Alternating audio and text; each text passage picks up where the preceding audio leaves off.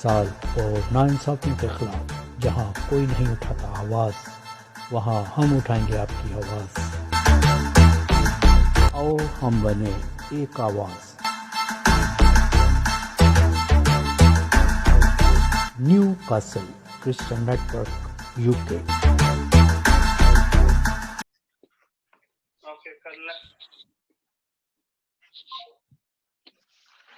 New castle Christian network के talk show आपके मुताबिक में सैमसन जावेद और फादर मानुएल नज़ीर मानी आप सब शुरका और आज के खसूसी मेहमान सेनेटर कामरान माइकल को खुशामदीद कहते हैं। हमारे नेटवर्क के क़याम का मकसद ऐसे लोगों की आवाज़ बनना है जिसके लिए कोई आवाज़ नहीं उठाता।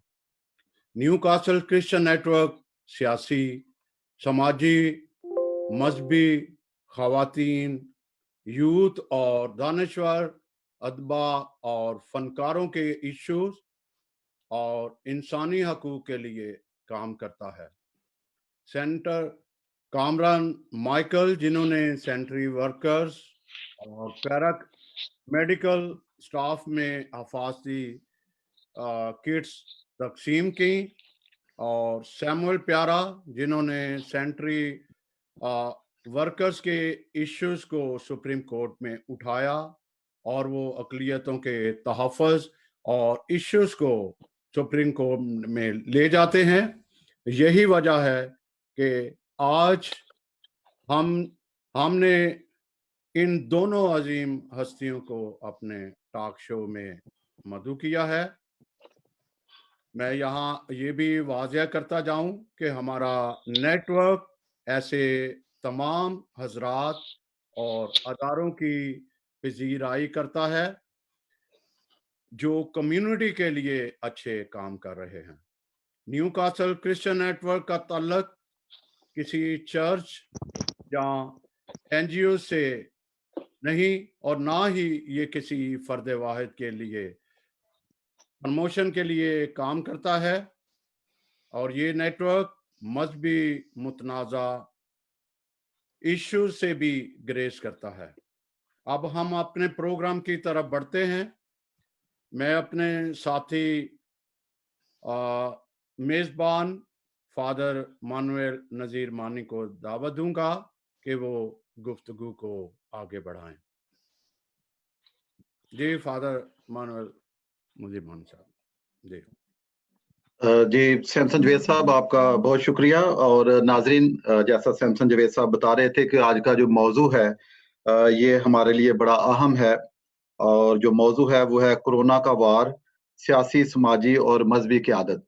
तो ये बहुत अहम मौजू है और हमारी बड़ी खुशकिस्मती है कि आज जो हमारे साथ पैनल में शरीक हैं, जो पैनलिस्ट हैं, वो अपने अपने शोबे में माहिर हैं, उनकी खिदमत जो है वो बहुत ज़्यादा है।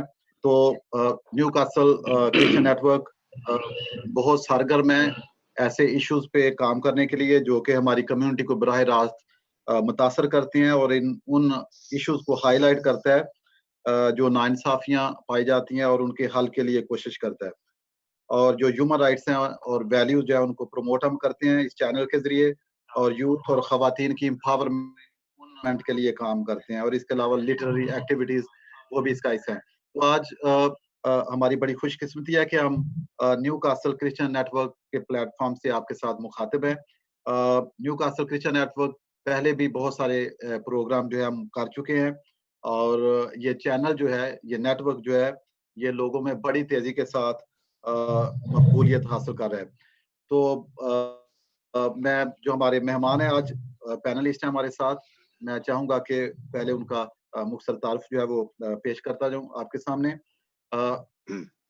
हमारे साथ हैं सेनेटर कामरान माइकल साहब, जो किसी तारुफ के मोहताज नहीं है, नामवर मसीही सियासतदान हैं, और 1993 से पॉलिटिकल पार्टी जो है पाकिस्तान मुस्लिम लीग नवाज उसके साथ मुंसलिक हैं, सरगर्म रुकन हैं, और उनके पास मुख्तलिफ अदवार में जो है वो वजारतें रही हैं। 2013 से 2016 तक आप minister for ports and shipping जो है उसके मिनिस्टर रहे हैं। और ये अहम वजारत जो है ये पहले सिर्फ MQM के पास होती थी, तो कामरान माइकल साहब को ये बहुत शर्फ हासिल है कि ये अहम वजारत उनके पास आई और उन्होंने अपनी ग्रां कदर खिदमत अंजाम दी। इसके अलावा वो 2013 से 2017 तक मिनिस्टर फॉर ह्यूमन राइट्स के तौर पर खिदमत अंजाम दे चुके हैं और 2017 से 2018 तक मिनिस्टर फॉर स्टैटिस्टिक्स वफाकी वजीर शुमारियात रह चुके हैं और वो अभी सेनेटर हैं। सेनेटर कामरान माइकल साहब, हम आपको आज के इस अहम प्रोग्राम में खुश आमदीद कहते हैं। जी, थैंक यू फैज साहब, थैंक यू सैमसन भाई, आप दोनों का शुक्रिया और न्यूकासल क्रिश्चियन नेटवर्क का भी शुक्रिया कि जिन्होंने हमें आज मदऊ किया। God bless you. जी thank you. Zeba Gill America से हमारे साथ इस पैनल में शामिल हैं। आप समाजी कारकुन हैं। आपने मास्टर किया है पंजाब यूनिवर्सिटी पाकिस्तान लाहौर से पॉलिटिकल साइंस में और आप ग्लोबल क्रिश्चियन वॉइस की बानी और चेयरपर्सन है इस तंजीम की। इसके साथ साथ आप बिजनेस को भी रन करती हैं, ब्यूटी एंड वेलनेस को। आप बिजनेस लेडी हैं और अमेरिका में खास तौर पे जो असैलम सीकर्स हैं उनके हवाले से उनका बहुत काम है और पहले भी वो हमारे साथ मुख्तलिफ प्रोग्रामों में आ चुकी हैं, अपनी राय दे चुकी हैं। आज उनसे बातचीत होगी। ज़ेबा गिल साहब, हम आपको आज की इस अहम गुफ्तगू में खुशामदीद कहते हैं। Thank you very much, Reverend Father Emmanuel Mani Sahab and तमाम जो participants हैं। Good morning from USA. Thank you. Thank you. Professor Emmanuel Raphael हमारे साथ शामिल है लंदन से।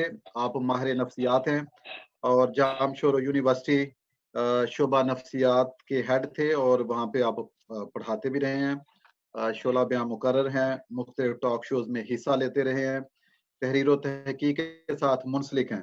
प्रोफेसर इमानुएल रफाइल साहब, हम आपको आज की इस गुफ्तगू में खुश आमदीद कहते हैं। Thank you very much, sir. Thank you very much.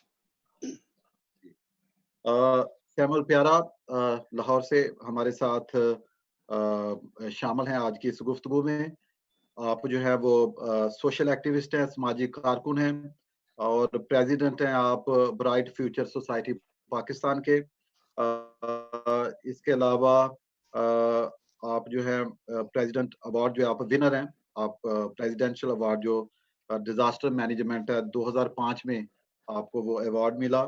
हम आपको मुबारकबाद भी देते हैं इस अवार्ड के लिए और आपकी खिदमत को सलाम पेश करते हैं।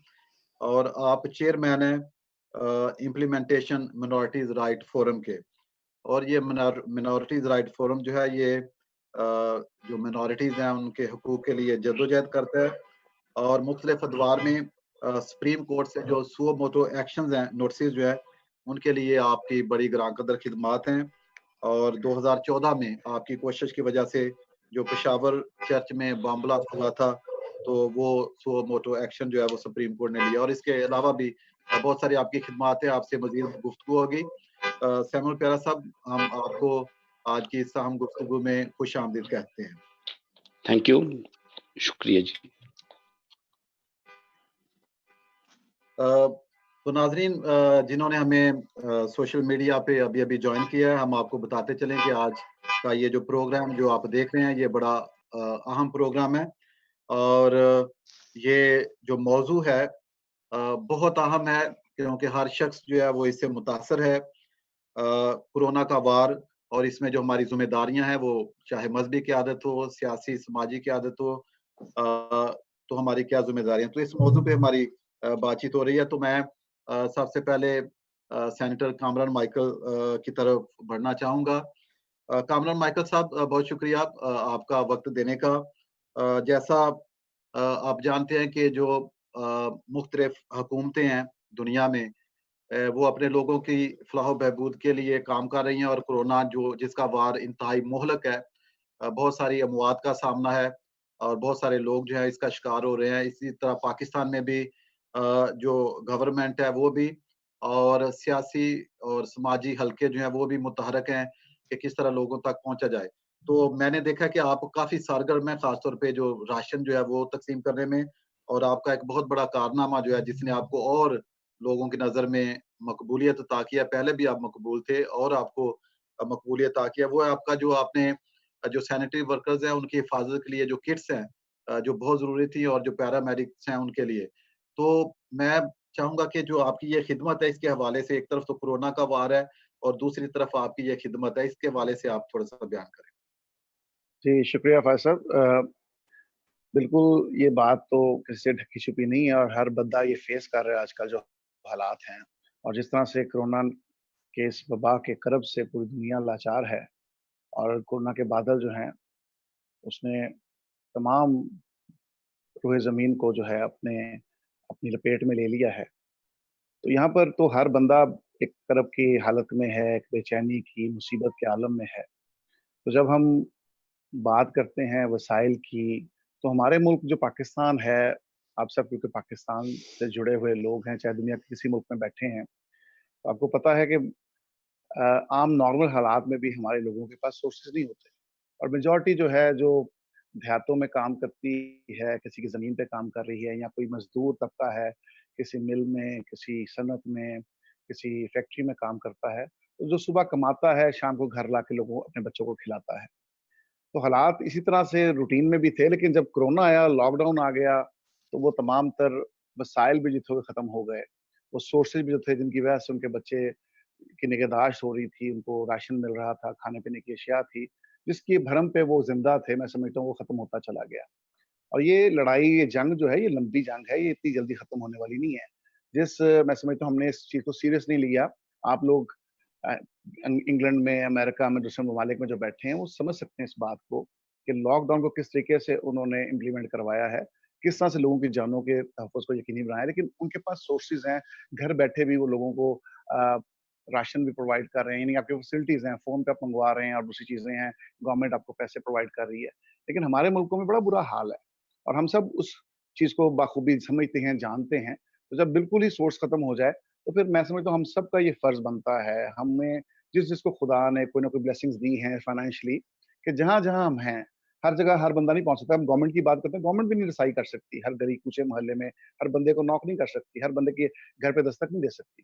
लिहाज़ा हम सबको अपना-अपना रोल प्ले करने की ज़रूरत है। मैंने एक काविश की है छोटी-सी अपनी टीम के साथ मिलकर, अपनी फैमिली के साथ, अपने दोस्तों के साथ, और हमने कोशिश की है कि ना सिर्फ लाहौर को, क्योंकि लाहौर मेरा आबाई इलाका था, जगह थी, मेरा जहाँ सुकूनत है, लेकिन इसके बावजूद हमने दूसरे शहरों को, दूसरे सूबों को भी हमने अपने बिल्कुल फ़ोकस किया, लेकिन हर जगह हम नहीं पहुँच सकते। मैंने यही कहा कि हमें ये करने की ज़रूरत है। फिर जब बात हमने की कि वो कौन है जो फ्रंट लाइन पे फाइट करने के लिए खड़े होते हैं, तो जब जंग होती है, तो जो फौजी फ्रंट लाइन पे खड़े होकर जंग करता है, उसके पास हथियार ही ना हो, तो वो जंग कैसे करेगा?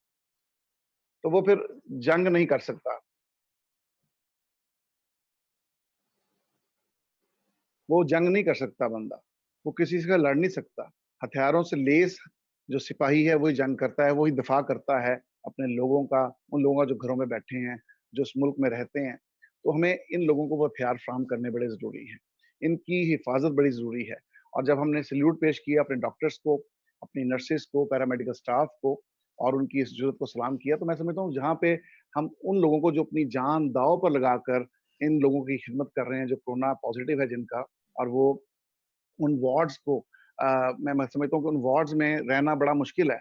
अब तो हालात ये हैं कि उन वार्ड्स में जो पेशेंट्स हैं वो भाग जाते हैं। ये क्वारंटाइन सेंटर्स में देखें तो पेशेंट्स भाग गए हैं, लेकिन वहाँ पे ड्यूटी करने वाले लोग जो हैं वहाँ पे ड्यूटी कर रहे हैं। उनके अपने प्यारे उनको घरों से छोड़ के यहाँ चले गए हैं। ये इतना खौफ की आलम है। लेकिन मैं सैल्यूट पेश करता हूँ अपने सेंट्री वर्कर्स को भी, कि उन्होंने उन वार्ड्स का भी ख्याल रखा, उसे साफ भी करते हैं, उन पेशेंट्स का ख्याल भी रखते हैं, और कोई उन्हें खाना खिलाने वाला नहीं है, उन्हें खाना भी जो है हमारे सैनिटरी वर्कर्स ही खिला रहे हैं, हमारे वार्ड बॉयज़ जो हैं वो खिला रहे हैं। तो ये बड़ी एहसन खिदमत है जो सरअंजाम दे रहे हैं, लेकिन इस सेक्टर को हमने इग्नोर किया। हम जब ये अमदाद आ रही है, जब तमाम एयरपोर्ट सील हैं, कोई नई फ्लाइट नहीं आ रही, हम प्राइवेटली किसी जगह से मँगवा नहीं सकते कोई चीज़, आप भी भेजना चाहें तो बड़ा मुश्किल है। लेकिन गवर्नमेंट लेवल पे जब आ रही हैं चीज़ें, तो सिर्फ़ वो महदूद उन हॉस्पिटल्स को जा रही हैं, लेकिन सैनिटरी वर्कर्स को हमने बिल्कुल इग्नोर किया। तो मैं ये समझता हूँ कि इन सैनिटरी वर्कर्स को बिल्कुल फ़ोकस करने की ज़रूरत है, क्योंकि ये भी हमारे प्यारे हैं। जब इंसानियत की आज बात हो रही है, दुनिया सिमट कर ग्लोबल विलेज में आ टपकी है, तो ग्लोबल विलेज में इस सेक्टर को फरामोश नहीं किया जा सकता। उसके लिए एक छोटी सी एफर्ट की है, बावर करवाने के लिए हुकूमत को, सियासी पार्टीज को, जहां-जहां जो लोग किट्स बांट रहे हैं उनको, कि ये मिलकर जब काम खिदमत करते हैं तो इन लोगों को भी आप फोकस करें। और ये खिदमत हमने यहाँ छोड़ी नहीं है।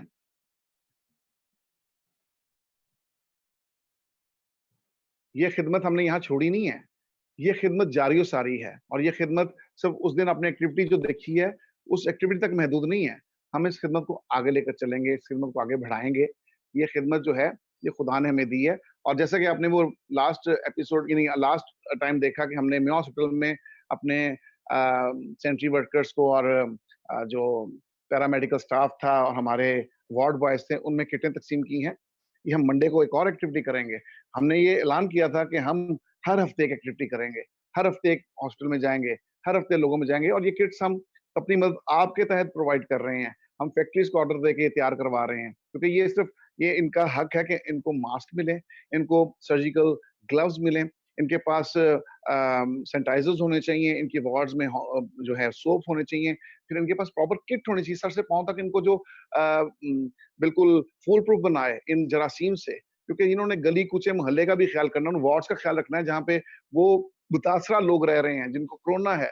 तो अगर इनकी हम निगहदाश्त नहीं करेंगे, तो जब ये वापस घरों में आते हैं, अपने इलाकों में मोहल्लों में आते हैं, तो उनसे खदशा है कि दूसरे लोग जो है वो उनको इन्फेक्शन ना चला जाए, इन्फेक्शन मुंतकिल ना हो जाए, ट्रांसफर ना हो जाए। तो इन बातों का ख्याल करना हम सबकी मैं समझता हूँ सोशल रिस्पॉन्सिबिलिटी है। ये हम सब ने करना है, किसी एक की रिस्पॉन्सिबिलिटी गवर्नमेंट भी शायद सबको ना दे सके, लेकिन मैं जरूर ये कहना चाहूंगा आपके इस नेटवर्क की वसातत से कि जहां जहां हमें जरूर करें, ये चीजें अवेलेबल हैं, सिर्फ इनको खरीद के उन तक पहुंचाने की जरूरत है। जो ये कर सकते हैं जरूर करें। हमने एफर्ट की है, और ये एफर्ट खत्म नहीं की, ये हर हफ्ते होगी। मंडे को फिर हम ये एफर्ट कर रहे हैं।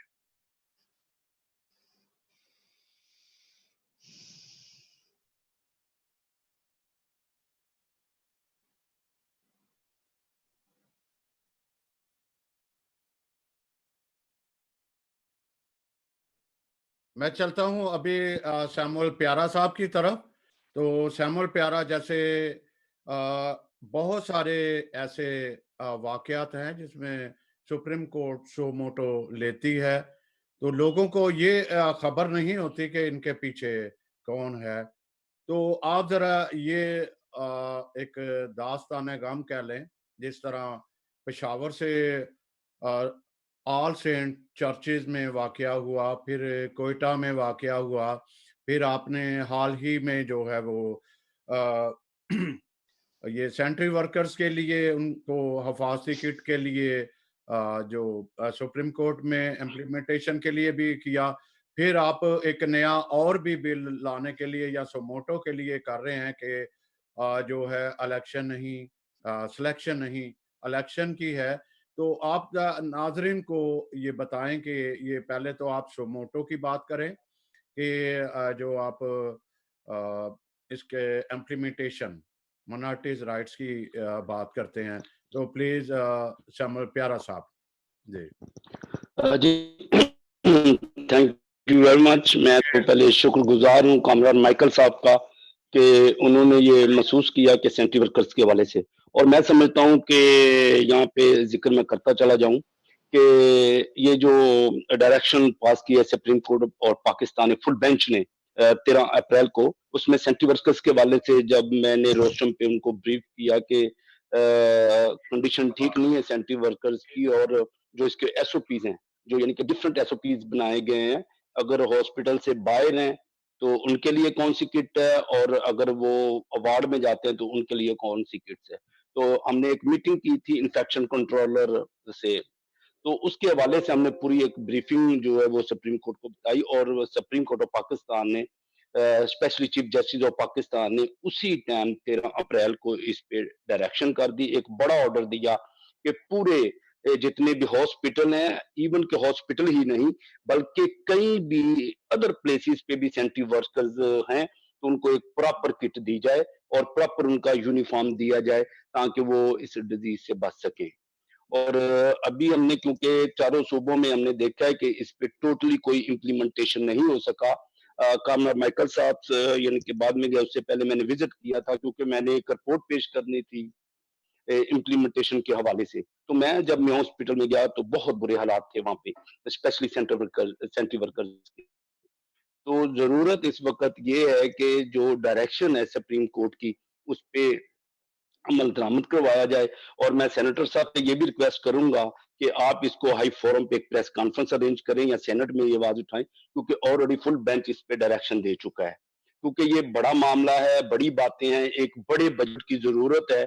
और सिंध गवर्नमेंट इस पे जो बल्दिया का अदारा है वो करोड़ों रुपए जारी भी कर चुका है इस एक्शन के बाद। जो रिपोर्ट यानी कि उन्होंने स्पेशली कंटोनमेंट बोर्ड्स और बाकी उन्होंने जमा कराई है, उसमें उन्होंने करार किया है। बल्कि जब इफ्तार हो रहा था तो सेक्रेटरी जो थे पंजाब गवर्नमेंट के, उन्होंने बकायदा तौर पे कहा जी हम तहफ़्फ़ुज़ कर रहे हैं, लेकिन मैंने वहां पे टोटल उनको रिजेक्ट किया कि ये झूठ है, ये हमारे पास फुटेज भी हैं, सीडीज में है, अगर कोर्ट चाहे तो हम दे सकते हैं। और मैं समझता हूँ कि हिस्ट्री में पहली दफा पाकिस्तान की हिस्ट्री में सुप्रीम कोर्ट ऑफ पाकिस्तान ने सेंट्री वर्कर्स की जो खिदमात है उनको सराहा और वहां पे क्लैरिफिकेशन भी हुई। एक और चीज मैं क्लियर कर दूं कि जो चर्च बम ब्लास्ट का जो मोटो था वो जस्टिस हेल्पलाइन जो है कराची की, हमारे दोस्त शेख नदीम साहब उनकी कोशिश से ये हुआ था। और हमारा जो रोल था उसमें इम्प्लीमेंटेशन के वाले था। तो मैंने और रमेश कुमार ने उस पर बहुत ज्यादा स्ट्रगल की थी। और आज उसी का नतीजा है कि वो जो जजमेंट है उसमें पूरा जो आइन है अकलियतों के हवाले से उसको यानी कि उसकी तशरीह कर दी गई है। और मैं समझता हूँ कि इसमें जो फुकदान है आगाही का, और अदालत ने अपनी जजमेंट में लिखा है कि अदालत इस नतीजे पर पहुंची है कि ना राइट लेने वालों को पता है ना देने वालों को। मैं इसमें एक एग्जांपल आपको काउंट करना चाहता हूं कि जब सुप्रीम कोर्ट ने इफ्तार किया एडवोकेट जनरल सिंह से अकलियतों की इबादतों के बेहरमती के हवाले से, तो उसका ये जवाब था कि अकलियतों की इबादत गाहों की बेहरमती करना ना तो कोई जुर्म है, ताज़ात पाकिस्तान के तहत कोई जुर्म नहीं है। जबकि 295 मौजूद था, ये मौजूद था। तो मैं समझता हूँ कि अदालत ने वो वैसे ही लिखा है कि आगाही का फुकदान है। उसके बाद मैं बताना चाहता हूँ कि अभी जो गवर्नमेंट आई है, मैडम शनीला का आपने सुना होगा, उन्होंने कहा बदकिस्मती ये है कि हमारे कहने पे सुप्रीम कोर्ट का दोबारा से हमने, क्योंकि 16 दिसंबर को 5 दिसंबर 2017 को एक हियरिंग थी जिसमें ये सोमोटो 1 जो था वो क्लोज कर दिया गया था। लेकिन हमने दोबारा से रिक्वेस्ट की साकम निसार साहब से, उन्होंने दोबारा से ये बेंच एस्टेब्लिश किया और उस पे फिर वन में उनकी भी कहने पे अंदाजा लगा ले कि इम्प्लीमेंटेशन नहीं हो सका। तो वन मैन कमीशन बना दिया गया, सेडल कमीशन जिसका नाम रखा गया। अब बाकी यानी कि जो हमारी 2 माह पहले हियरिंग थी जिसमें मैंने दोबारा से रिक्वेस्ट की और एक बेंच बना, इम्प्लीमेंटेशन बेंच। तो उसमें मैडम शनीला पेश हुई और इन्होंने अंडरटेकिंग दी कि हम बेंच जो यानी कि कमीशन है वो रिव्यू करेंगे। तो 20 महीने के बाद इन्होंने वो कमीशन जो है वो किया है। और उसके बाद मैं बताना चाहता हूँ कि क्योंकि सेनेटर साहब की मौजूदगी में कि कोर्ट राधा किशन का जो सोमोटो हुआ था, हमने रिक्वेस्ट की थी बिशप कोर्ट्स को, कराची के जो बिशप्स हैं उन्होंने एक बड़ा स्ट्रांगली लेटर सुप्रीम कोर्ट को लिखा।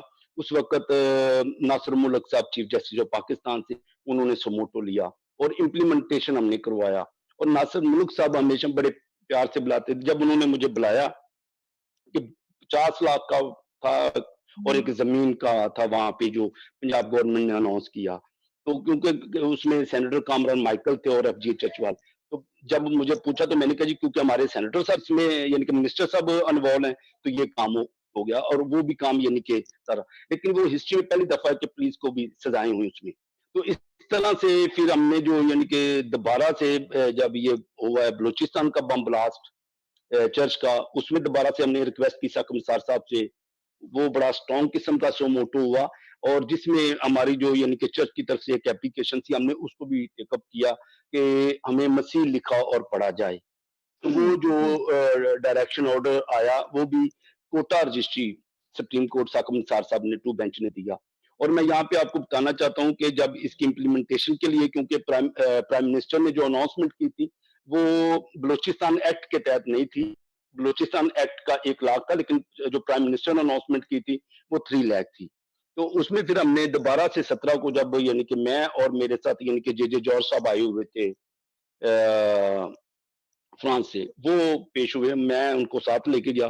तो वहां पे फिर हमने वो भी यानी कि जो पेमेंट 72 लाख कम थे वो हमने करवाया, और मैंने रिक्वेस्ट की था बंदयाल साहब, क्योंकि हेड कर रहे थे बेंच को, तो मैंने रिक्वेस्ट की जी इम्प्लीमेंटेशन के हवाले से जो लैंग्वेज एमसी हमें लिखा पढ़ा जाए। तो एजाजुल हसन साहब ने कहा कि नहीं, इस पे तो कोर्ट ऑफ कंटेम्प्ट। मैंने कहा नहीं सर, आपको पता है इम्प्लीमेंटेशन में प्रॉब्लम तो है। तो फौरी तौर पर जो था बंदयाल साहब हैं, जैसी साहब, उन्होंने फौरी तौर पर उस पे इनके डायरेक्शन की तमाम अदारों को कि इस पे फौरी तौर पर अमल दरामद किया जाए। उसके बाद हमने जो गुज्जर खान वाला केस था, जो घर जला दिया गया था, उस पे हमने एक, या फिर फुलनगर का था, उस पे हमने मोटो करवाया। तो इस हवाले से एक लंबी डिटेल है, लेकिन हम कोरोना के हवाले से, क्योंकि आज का प्रोग्राम है, तो मैं उस पे बात करना चाहता हूँ। हाँ, हाल ही मैंने उस पे दोबारा से मैं बदकिस्मती देख लें हमारी, कि 5 साल केसेस लड़ने के बाद इम्प्लीमेंटेशन के हवाले से अभी तक अंदाजा लगा लें कि साकिब निसार से कह के हमें दोबारा से नोटिस करवाना पड़ा, वो compensation for the victim of bomb blast, जो 20 करोड़ वहां पे उन्होंने पीडीएमए में रख दिया था। वो अंदाजा लगा ले 10 करोड़ रुपया नवाज शरीफ साहब ने भी दे दिया फेडरल गवर्नमेंट ने, और 10 करोड़ रुपया उस केपी के गवर्नमेंट ने भी दे दिया, लेकिन उन्होंने वो 4 साल पैसे जो है वो पीडीएमए में रख छोड़े। अब जाके जब दोबारा से नोटिस हमने करवाया, तो वो अब एक्ट बनने जा रहा है, वो बदकिस्मती कुछ 10 साल बाद बनेगा, तो अभी तक भी वो उस पर इम्प्लीमेंटेशन नहीं हो सका। बदकिस्मती ये है। तो कोरोना के हवाले से मैं यानी कि बताना चाहता हूं कि एक बड़ी कामयाबी हुई है कि अदालत ने मुतफिका तौर पर, और तमाम वहां पे मीडिया और तमाम जो लोग थे, उन्होंने अप्रिशिएट किया कि इस चीज को, कि वाकया ही इनका यानी कि बहुत बुरा हाल है। तमाम जजीज ने 5, क्योंकि फुल बेंच था, उन्होंने भी कहा कि बहुत बुरा हालात है, और चीफ जस्टिस साहब ने वो डायरेक्शन दे दी। अब मसला इस पे है इम्प्लीमेंटेशन के हवाले से, तो मैं सेनेटर साहब से ये रिक्वेस्ट करूंगा, क्योंकि हॉस्पिटल्स के अलावा आई चेक, मैंने विजिट किया है बैंकों का और कंटोनमेंट बोर्ड्स का, तो टोटल इम्प्लीमेंटेशन नहीं है। इसके लिए अब हमें इम्प्लीमेंटेशन सीएमए मैंने डाली है, तो उसके लिए भी मैं चाहता हूं, क्योंकि ये बड़े फोरम पे बैठे हुए हैं, तो इनको बड़े फोरम पे ये आवाज उठानी चाहिए, ताकि ये बहुत बड़ा बजट है, इस पे बाकी लोगों को भी मिलना चाहिए। क्योंकि जो हमने एक तस्वीर शेयर की थी, शायद आपने देखी हो, जो पिम्स का यानी कि स्टेटस है, वही तमाम स्टेटस हमें बाकी हॉस्पिटल में भी चाहिए। जी, थैंक यू जी फादर जी।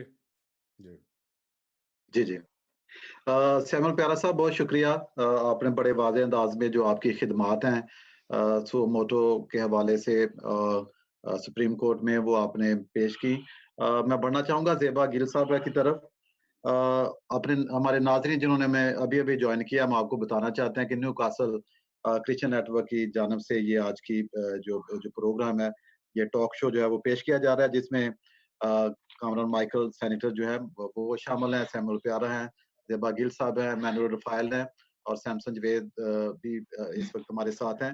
तो ये गुफ्तगू जो है ये बड़ी अहम है, क्योंकि जो मौजू है वो बड़ा कंसर्न्ड है। हर शख्स जो है इससे मुतासर है, कोरोना वायरस, और जो मजहबी, सियासी और समाजी क़यादत है उनकी क्या ज़िम्मेदारियाँ और कहाँ तक निभा रहे हैं, और जो आम लोग हैं उन तक हम कैसे पहुँच रहे हैं, उनकी क्या मुश्किलात हैं। तो इस मौजू से के हवाले से हम बातचीत कर रहे हैं। ज़ेबा गिल साहिबा, आप पहले भी हमारे साथ प्रोग्राम में आ चुकी हैं, और थैंक यू कि आप वक़्त देती हैं। आप एक तवाना आवाज़ हैं अमेरिका से, जो इंसानी हकूक़ हैं उनके हवाले से। मुझे याद है कि जब ख़वातीन के हवाले से हमने प्रोग्राम किया, उसमें आपने बड़े अपने अंदाज़ से अपनी राय का इज़हार किया। अब मैं आपसे ये पूछना चाहूँगा कि अभी तो एक आप लेटेस्ट हमें सिचुएशन बताएँ कि अमेरिका जो है वहाँ पे कोरोना वायरस को किस तरह मैनेज किया जा रहा है, आपका क्या तजुर्बा है, और ख़ास तौर पे जो हमारी पाकिस्तानी कम्युनिटी है वहाँ पे उनके क्या हालात हैं, और इसके बाद फिर एक दूसरा क्वेश्चन है, फिर मैं वो बाद में आपको करूँगा। जी, ज़ेबा गिल साहब। जी, थैंक यू वेरी मच। 22 मार्च को पहला केस कोरोना वायरस का हुआ, और उसके आज हमें 59 डेज हो गए हैं कि हम लॉकडाउन हैं पूरे यूएसए में। एवरी डे जो डेली बेसिस पे डेथ रेट बढ़ते रहे, और आज हमारे पास 300,000 कोरोना वायरसेस के केस हैं और उसमें से 22,000 जो है वो डेथ हो चुकी हैं। दुनिया में हर तरफ ही ये फैला हुआ है, लेकिन सबसे ज्यादा जो हार्ड हिट है वो यूएसए न्यूयॉर्क में को हुआ। न्यूयॉर्क में बहुत ज्यादा है। न्यूयॉर्क जो है इसके 5 बोरोज हैं। तो मैं आपको उनकी डिटेल के साथ बताना चाहती हूँ कि न्यूयॉर्क में 700 जो है वो डेथ रेट हैं और अब आके खुदा का शुक्र है, जो थोड़ी गुड न्यूज है कि वो जो डेथ के हैं रेट्स वो 300 तक चले गए। केसेस टोटल 55,446 थे। न्यूयॉर्क में ये ऑल ओवर मैंने यूएसए का बताया और न्यूयॉर्क में 22,365 हैं। इसी तरह नासा काउंटी में जो केस कंफर्म हुए वो 1,63,000 थे और जो डेथ है 376 हैं। 17,376। एंड लॉन्ग आइलैंड में जो कंफर्म केसेस थे 34,622 हैं और जो डेथ हैं वो 1,587 हैं। ऐसे सफोक काउंटी में भी कंफर्म केस जो है वो 32,059 है और वहाँ डेथ रेट 1,070 है। ये तो वो हालात हैं जो मैंने आपको नंबर के साथ बताया। बहुत सी चेंजेस आई कोरोना के वजूद से, जहाँ सारी दुनिया में यहाँ भी प्रेसिडेंशियल इलेक्शन जो हैं 24 मार्च को थे वो रीशेड्यूल स्केड्यूल होके और वो अब 23 जून तक हैं। एज पर आपने पूछा कि हमारी मसीही कम्युनिटी कैसी है, असल में ये यहाँ सारे लोग ही, सारी कम्युनिटी ही अफेक्ट्स हो रही हैं। जो ज्यादा नंबर्स हैं अपने पाकिस्तानी मुस्लिम और बांग्लादेशी एशिया की तरफ से, जो हम एशियन अमेरिकन जो है वो ज्यादा अफेक्ट हुए हैं इस पूरे न्यूयॉर्क में जो जितने भी हादसा, जितनी भी डेथ्स हुई हैं उनके हवाले से। बाकी यहाँ की गवर्नमेंट जो है वो बहुत सपोर्टिव है, हम सब मतलब सब लोगों का ध्यान रख रही है, स्पेशली जो टैक्स पेड हैं उन लोगों को फाइनेंशियली पे किया जा रहा है। अगर जिस किसी का अपना घर है उनके जो किराए हैं वो सस्पेंडेड हैं और बिल्स भी, और वो जो जिन लोगों के अपने घर हैं उनके मॉर्गेजेस जो हैं वो सस्पेंडेड हैं। ये गवर्नमेंट की तरफ से सहूलत है। और अगर कोई छोटे से अपार्टमेंट में रह रहा है और खुदा न खास्ता 2-3 लोग हैं और कोरोना उसमें किसी को अफेक्ट हो गया तो उन्हें खास तौर पे मेयर ने कहा है, न्यूयॉर्क के मेयर ने अनाउंस किया है कि उन्हें होटल में मुंतकिल कर दिया जाएगा, लेकिन इन्फॉर्म करने पे से। और जहाँ तक रीओपन का ताल्लुक है, सेहत की देखभाल के तकाज़ों को सामने रखते हुए मतलब ये डिसीजन ली जाएगी। 15 मई तक लॉकडाउन है, लेकिन अगर डेथ रेट 0 पे आ जाता है तो होपफुली रीओपन चीजें होंगी, अदरवाइज एक्सटेंडेड भी हो सकती हैं। और हर एक अपना पॉइंट ऑफ व्यू है जिसकी हम लोग रिस्पेक्ट करते हैं, करनी भी चाहिए। बहुत से हमारे लोगों को प्रेसिडेंट ट्रम्प एडमिनिस्ट्रेशन से इख्लाफात हैं, मोस्टली हमारे पाकिस्तानी लोगों को, लेकिन रमज़ान के दिनों में ख़ास तौर पे उन्होंने जो रमज़ान के रिस्पेक्ट में 5 लाख हलाल खाने तकसीम करने के मतलब इनको स्पेशल ये फेवर दी गई है। 5 लाख हलाल फूड पेंट्रीज लगाई जाएंगी ताकि रमज़ान के दिनों में कोई प्रॉब्लम ना हो। जैसे कि लोग अपने घरों में बंद हैं तो ये प्रॉब्लम है, ठीक है। और जो न्यूयॉर्क सिटी में आईसीयू के जो मरीज हैं उनकी तादाद में कमी आ गई है, लेकिन डेथ रेट तो है अभी। और कमिंग टू के जैसे उन्होंने पहले इंट्रोडक्शन में बताया था कि I am part of one of the organisation तो और उसके हवाले से मैं ये बताना चाहूंगी कि इस वक्त में, जैसे थोड़ी देर पहले सेनेटर साहब ने पाकिस्तान के हवाले से बात की, तो यहाँ भी ये जो सहूलतें दी जा रही हैं, ये उनके लिए हैं जो टैक्स पेड हैं, जो ऑन रिकॉर्ड हैं। वो लोग जो असाइलम का केस इनका चल रहा है या विदाउट एनी स्टेटस है, उनके लिए ये सहूलत नहीं है। उनको दूसरी कंट्रीज और दूसरी छोटी बड़ी ऑर्गेनाइजेशन जो भी हैं, जो फूड पे काम करते हैं, वो उनको सहूलत देते हैं। लेकिन इन दिनों चूंकि कोरोना की वजह से सब कुछ लॉकडाउन है, तो ये सहूलत जो है ना, उन लोगों को नहीं दी जा रही। तो जो डिफरेंट ऑर्गेनाइजेशन है, वो भी क्योंकि बाहर निकलने का मुश्किल है, तो इसलिए ज्यादा नहीं कर सकती। As a global Christian voice, हमारी टीम इसमें मुतहरक है। हम लोग नाम की लिस्ट लेते हैं और जस्ट उनके फोन नंबर लेते हैं और हम उन लोगों को सब्जियां, fruits, chicken, whatever, I mean जो इस तरह की चीजें हैं, वो हम लोग कॉल करके उनके घर पे पहुंचाते हैं। दूध बच्चों के लिए, क्योंकि बहुत से लोग ऐसे भी हैं जो यहाँ सिंगल मदर्स आई हुई हैं, अभी तक उनका कोई डिसीजन नहीं ली गई। और इसी तरह जो दूसरे लोग हैं, मतलब जिनके पास सहूलतें नहीं है, जॉब पे कोई नहीं जा रहा, 59 डेज से हम लोग अंदर हैं, तो फूड की तो जरूरत पड़ती है।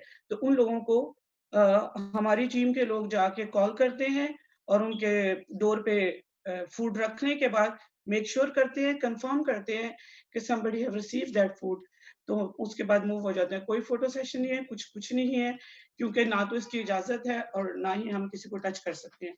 Therefore, जो मकसद है वो ये है कि कोरोना से मरने के लिए तो अभी कोई वैक्सीन नहीं बन पाई, लेकिन चलें एटलीस्ट कोई भूख से ना मरे, और साथ जो एक दूसरे को जो हम लोग परहेज कर सकते हैं, प्रिकॉशन कर सकते हैं, उसको करना चाहिए।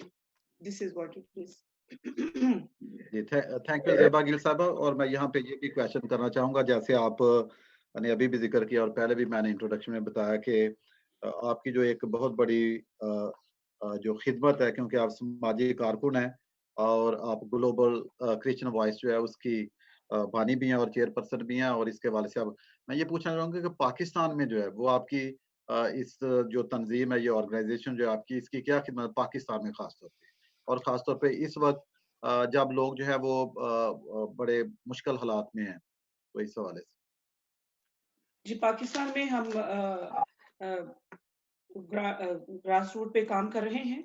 उसमें क्लास वेल नॉन है, उनके साथ मिलके, क्योंकि जब कोई यहाँ आता है तो उनके असाइलम करने में जब हम हेल्प करते हैं तो of course we need evidence, तो उनके साथ हम मिलके काम करते हैं। इसलिए सबसे पहले कोई भी हादसा होता है तो हम तक वो खबरें पहुंच जाती हैं।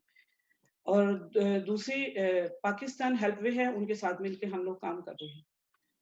लोगों को हमारी कड़ी नजर है, एक दिन में तो सारे मसले हल नहीं हो रहे, but somewhere with the time we will be there. लेकिन हम उन तमाम चीजों का वन बाय वन सॉल्यूशन ढूंढने की कोशिश कर रहे हैं। जैसे जब ये होनाबाद का वाकया हुआ तो वी वर देयर, और कहीं ना कहीं हम थे उधर, उनके साथ किसी तरह उनको सपोर्ट कर रहे थे, फाइनेंशियली या अपने किसी आइडिया से। बदामी बाग का जब वाकया हुआ तो हम वहां भी थे। अभी जब थाईलैंड में लोग चले गए तो उन्हें बहुत सी मुश्किलात थी, तो वहां हमने उनके लिए आई क्लिनिक बनाई ग्लोबल क्रिश्चियन वॉइस पे, और इसका बाकायदा यूनाइटेड नेशन के साथ रैकेट है कि हमने वहां सर्व किया।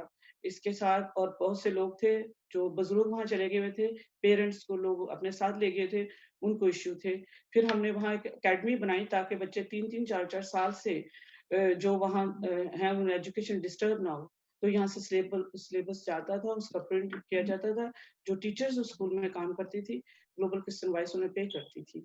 और इसी तरह हमारी एक टीम माल्टा में भी है, और फिर हम ग्लोबल मिनिस्ट्री के साथ काम कर रहे हैं अमेरिका में, और उसके बाद हम लोग इटली में वॉइस ऑफ वॉइसलेस इंटरनेशनल के साथ कर रहे हैं। We are trying to move, मतलब क्योंकि इसके पीछे विजन ये है कि जब हम मसीह में डिफरेंट पार्ट हैं तो एक बॉडी बनती है, तो ग्लोबल क्रिश्चियन वॉइस में हम सब समा सकते हैं। ये तो voice of globe, persecution everywhere है, हमारे लोगों को जरूरत हर जगह है। तो इसलिए हमें मकसद ये है कि जब एक कहीं से भी आवाज उठती है तो वो सेम टाइम होनी चाहिए, क्लियर और लाउड होनी चाहिए। तो जब हम डिफरेंट जगह पे एक दूसरे के साथ इन टच रहेंगे तो बेटर हम लोग सर्व कर सकेंगे।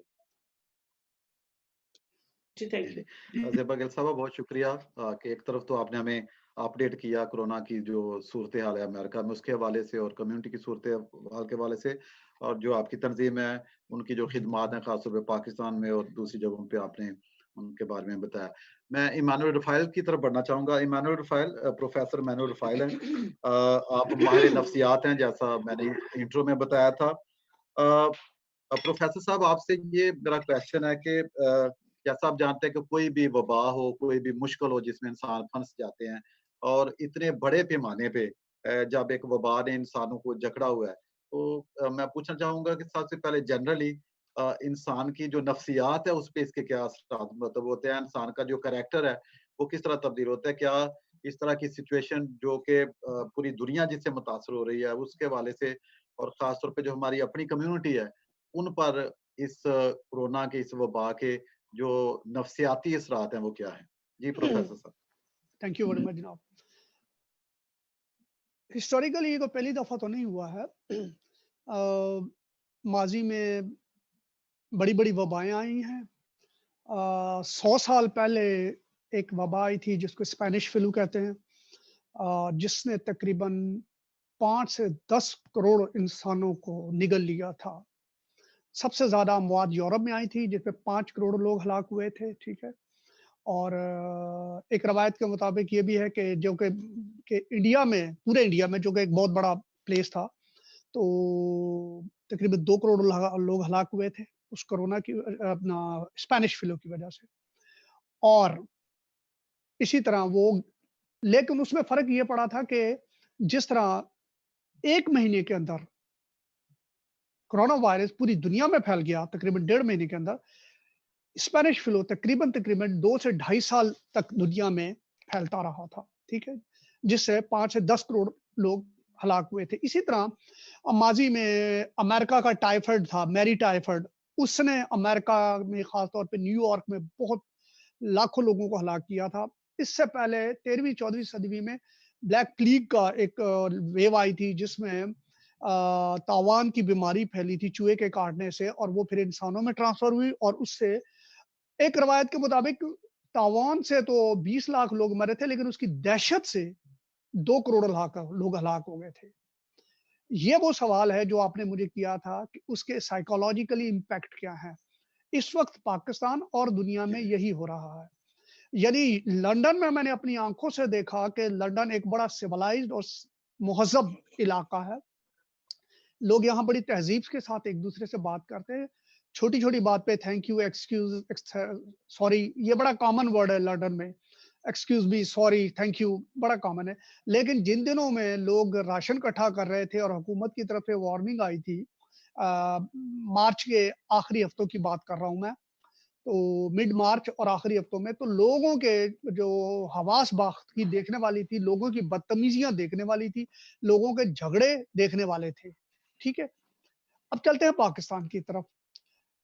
पाकिस्तान में ये खुशकिस्मती कह लें कि पाकिस्तान में अभी तक वो बदनज़मी पैदा नहीं हुई है जो यूरोप में देखने में आई है। उसकी एक वजह यह है कि पाकिस्तान में अमवात उस लेवल की नहीं है, खुदा करे कि वो ना हो, लेकिन अभी तक वो नहीं है, ठीक है। लेकिन इसमें बदनज़मी की बात यह है कि लोगों का साइकोलॉजिकल इम्पैक्ट ये पड़ा है कि जिसको छोटी-सी भी खाँसी होती है, वो भी फ़ौरन समझता है कि ये कोरोना है, जिसको नज़ला ज़ुकाम होता है, वो भी समझता है कि मुझे कोरोना है। तो ये याद रखिए कि माहौल में ये एक चीज़ बड़ी कॉमन है कि हम दूसरों से मुतासर बहुत ज़्यादा जल्दी होते हैं, ख़ास तौर से मैं समाजी ज़िंदगी में। उसकी वजह से ये फ़र्क पड़ रहा है कि लोग खौफ और हरास की वजह से ज़्यादा बीमार हो रहे हैं, जितने के कोरोना वायरस की वजह से नहीं है। ख़ास तौर पे पाकिस्तान का ज्योग्राफिकल टेम्परेचर जो है, वो इतना प्रमोट नहीं कर रहा है कोरोना को जितना यूरोप और ठंडे इलाकों का है। अभी भी आप देख लीजिए कि जो नॉर्दर्न एरिया है, वहाँ ज़्यादा मौत हो रही हैं, कंपैरेटिवली बलूचिस्तान में ज़्यादा हो रही है, क्वेटा की तरफ, कंपैरेटिवली जो हमारे मैदानी इलाके हैं, जिसमें गर्मी की वेव बहुत ज़्यादा है। तो इसलिए इस प्रोग्राम में मैं लोगों को ये समझाने की कोशिश करूँगा, या मेरी रिक्वेस्ट लोगों से, कि कोरोना वायरस एक वबा है, लेकिन इतनी दहशत नहीं फैली हुई जितनी हमने उसे बना दिया है।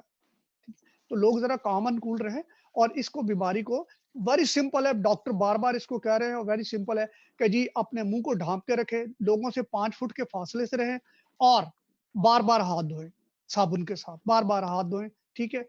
और कोशिश करें कि अगर कोई आपके सामने खांस रहा है तो आप उससे दूर हो जाइए, आपको खांसी है तो आप दूसरों से दूर हो जाइए, ठीक है, और दूसरों से आइसोलेट रहे ताकि बीमारी कंट्रोल में रहे।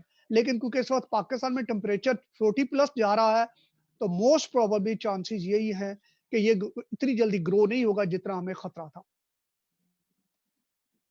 जी जी, यहाँ से मैं ये भी पूछना चाहूंगा, क्योंकि हम बात कर रहे हैं जो नफ्सियाती मसाइल हैं, तो मैं ये पूछना चाहूंगा कि पाकिस्तान में, जैसे आप जानते हैं कि हम मिनॉरिटीज हैं, हमें कहना तो नहीं चाहिए लेकिन हैं भी, सेंटर साहब भी हमारे साथ इस वक्त मौजूद हैं, वो उनकी भी एक स्ट्रगल है अपनी शिनाख्त करवाने में, जदोजहद करवाने में। लेकिन हमारा जो एक तबका है, जो सैनिटरी वर्कर्स हैं, जो काम करने वाले हैं, तो क्या वजह है, क्या समाजी और नफ्सियाती असरात हैं पाकिस्तान में खास तौर पे, कि जो हालत है वो हमारी अभी तक तब्दील नहीं हुई है, हम उस तरह वो डेवलप नहीं कर सके जिस तरह के करना चाहिए। इस हवाले से आपको कमेंट करना चाहिए। Thank you very much sir जी। एक साइकोलॉजिस्ट के अलावा एक समाजी साइंटिस्ट भी हूं मैं, ठीक है, ये दोनों रिलेटेड ही हैं। जी, जी। इसी तरह मैं उस कौम का भी हिस्सा हूं जिसे आप माइनॉरिटी भी कह रहे हैं, मुख्तलिफ अल्फाज आप इस्तेमाल कर सकते हैं, लेकिन बहरहाल मैं अपनी उसी कम्युनिटी का हिस्सा हूं, ठीक है। मुझे वो दर्द भी महसूस हो रहा है और मुझे वो तमाम चीजें, being a psychologist, being a social psychologist, मैं तमाम इन चीजों को महसूस भी कर रहा हूं और ऑब्जर्व भी कर रहा हूं। प्यारा साहब की, सेनेटर साहब की खिदमत अपनी जगह पे, मुझे ये कहने में कोई हर्ज नहीं है कि गवर्नमेंट का किरदार इंतहाई मुनाफिकाना है, हिपोक्रेट है, ठीक है। इसी तरह पंजाब गवर्नमेंट ने तो फिर इंतहा कर दी है। यानी पिछले दिनों मैंने एक पैकेज देखा है, गवर्नमेंट ऑफ पंजाब का एक पैकेज आया जिसमें जनाब उन्होंने दर्जाबंदी की हुई है, यानी सिखों को अलग पैकेज दिया है, हिंदुओं को अलग पैकेज दिया, और सबसे निचले दर्जे का जो इकोनॉमिकली पैकेज है वो क्रिश्चियनों को दिया है। मैं जब बात खत्म कर लूंगा, मेरा ख्याल है मेरी बात को सेनेटर साहब ज्यादा बेहतर एक्सप्लेन कर सकेंगे, लेकिन ये चीज मैंने मीडिया पे देखी है और चीज पे एक बड़ा मोतबर शख्स है, आजम साहब, आजम एराज साहब, बड़े मोतबर शख्स हैं, ठीक है, उन्होंने ये पोस्ट लगाई थी कि हमें ये पैकेज दिया जा रहा है। इसी तरह अब आते हैं कि हमारे साथ, देखिए लीडर होते हैं दो किस्म के। एक लीडर होता है जो अपनी कम्युनिटी, अपनी कौम, अपनी बरादरी के लिए काम करता है। एक लीडर वो होता है जो लीडर नहीं होता बल्कि मुफाद परस्त होता है, वो अपने लिए काम करता है, बज़ाहिर चोगा उसने वही पहना होता है लीडरी का, लेकिन वो होते नहीं है। मुझे अफसोस के साथ कहना पड़ता है कि इस वक्त हमारे सियासी रहनुमाओं का और हमारे मजहबी रहनुमाओं का किरदार इंतहाई मुनाफिकाना है। यानी हालत यह है कि बिशपों ने एक मुसलमान तंजीम के साथ खड़े होकर तस्वीरें खिंचवाई हैं, उनसे खाने पीने का सामान लिया है और वो लोगों को बांटा है। सवाल यह पैदा हुआ कि वो बिशप और वो चर्च जो 50-50 लाख रुपए का चेक धड़ल्ले के साथ जनाब डैम फंड में दे देते हैं, उनके वो फंड्स कहां गए हैं? 2-2 करोड़ रुपए के फंड्स जिनके पास साल के सिर्फ इस चीज में खर्च हो जाते हैं कि जनाब ये स्टूडेंट्स के पैसे हैं, ये गरीबों के पैसे हैं, वो 2 करोड़ रुपया बिशपों और फादरों के और पादरियों के जहाजों की टिकटों में खर्च हो जाते हैं और होटलों की, रेस्टोरेंट और दावतों में खर्च हो जाते हैं। वो पैसे कहां इस वक्त क्यों नहीं निकल रहे हैं? इस वक्त वो बिशप कहां छुपे हुए हैं, वो पादरी फादर कहां छुपे हुए हैं जो सारा दिन कौम को भाईबंदी का और मोहब्बत का और भाईचारे का सबक सिखाते? वो कहां है? हमारे सियासी लीडर जो हैं इस वक्त वो कहां हैं? कामरान माइकल साहब अपोजिशन में हैं, कामरान माइकल साहब हुकूमत में नहीं है इस वक्त, ठीक है। अपोजिशन का और कामरान माइकल का ये अपना जाती किरदार है। सवाल ये पैदा होता है कि वो किरदार कहां है जिन्हें हमने वोट देके इमरान खान की हुकूमत के साथ खड़ा किया था, ठीक है। हुकूमत की प्रॉब्लम यह है, हुकूमत मिनॉरिटी विंग बनाती है। मिनॉरिटी विंग का मतलब यह है कि हमें अलग कर देना, उसके बाद मिनॉरिटी विंग से जो सीटें लेके आते हैं उसके बाद ये अपने मुफाद के लिए खड़े होते हैं, कौम के लिए नहीं खड़े होते। मैंने कहीं कौम के किरदार के लिए इस वक्त ना किसी सियासी लीडर को देखा है और ना किसी मजहबी लीडर को देखा है कि जिसको मैं फख्र के साथ कह सकूं कि यार ये बंदा है जिसने इस बुरे वक्त में कौम के साथ खड़े होकर काम किया। सैमुअल पेरा साहब को मैं सलाम करता हूं। इन बुरे हालात में जिस तरह उन्होंने सुप्रीम कोर्ट में भाग दौड़ की है, मुझे पता है, मैंने देखा है, मीडिया पे भी देखा है, अखबारों में भी देखा है कि एक बंदा भाग दौड़ कर रहा है। सवाल ये पैदा होता है, क्या सैमुअल पेरे का ही काम है या क्या सिर्फ कामरान माइकल का ही किरदार था कि वो सिर्फ जाके लाहौर के सैनिटरी वर्कर्स और उनके लिए काम करे? सवाल ये पैदा होता है कि ये ही वो हमारी कम्युनिटी है जिनकी वजह से आज हम खड़े हैं। ये बिशप, ये सियासतदान, ये चौधरी, ये लीडर, ये सब इसी कम्युनिटी की वजह से हैं। चाहे वो सैनिटरी वर्कर हो, चाहे वो नर्सेज हो, चाहे वो क्लर्क हो, हम इनकी वजह से हैं। इमैनुअल रफाइल जाती तौर पे तो कह सकता है कि जी मैं प्रोफेसर हूं, लेकिन अगर इमैनुअल रफाइल खुद को क्रिश्चियन कहता है तो मैं इस कौम का हिस्सा हूं। I am a part of this nation. जाती तौर पे आपकी अलग शख्सियत है, लेकिन कौम की जहां आप बात करते हैं, आप इस कौम का हिस्सा हैं। तो मुझे अफसोस के साथ कहना पड़ता है कि इनफरादी तौर पे तो चंद लोगों ने 100 200 थैलियां आटे की चावलों की नहीं है, वो अपनी जगह पे है, लेकिन किसी ने इज्तमाही तौर पे सब चर्चेस ने मिलकर अगर किसी मसले पे ये सारे बिशप एक जगह इकट्ठे होके 50 बिशप 25 बिशप खड़े होके लाहौर में जलसा कर सकते हैं, इस्लामाबाद में रोडों पे जुलूस कर सकते हैं, तो इस बुरे वक्त के लिए ये अपनी कौम के लिए क्यों नहीं खड़े हो रहे? कहाँ है वो 20-20 लाख 40-40 लाख रुपए की फंडिंग देने वाले बिशप? अब कहाँ छुपे हुए हैं? अब पैसा क्यों नहीं निकाल रहे हैं? लोग जनाब औरतों की हालत देखिए, बच्चों की हालत देखिए। लोग कह रहे हैं कि हमारे घर में 1-1 किलो का आटा खाने के लिए नहीं है। कोई जवाब नहीं है, कोई देने वाला नहीं है। मेरा कोई सियासी एजेंडा नहीं है। मैं जो दुख दर्द महसूस कर रहा हूं, आपने सवाल किया, मैंने आपको बता दिया।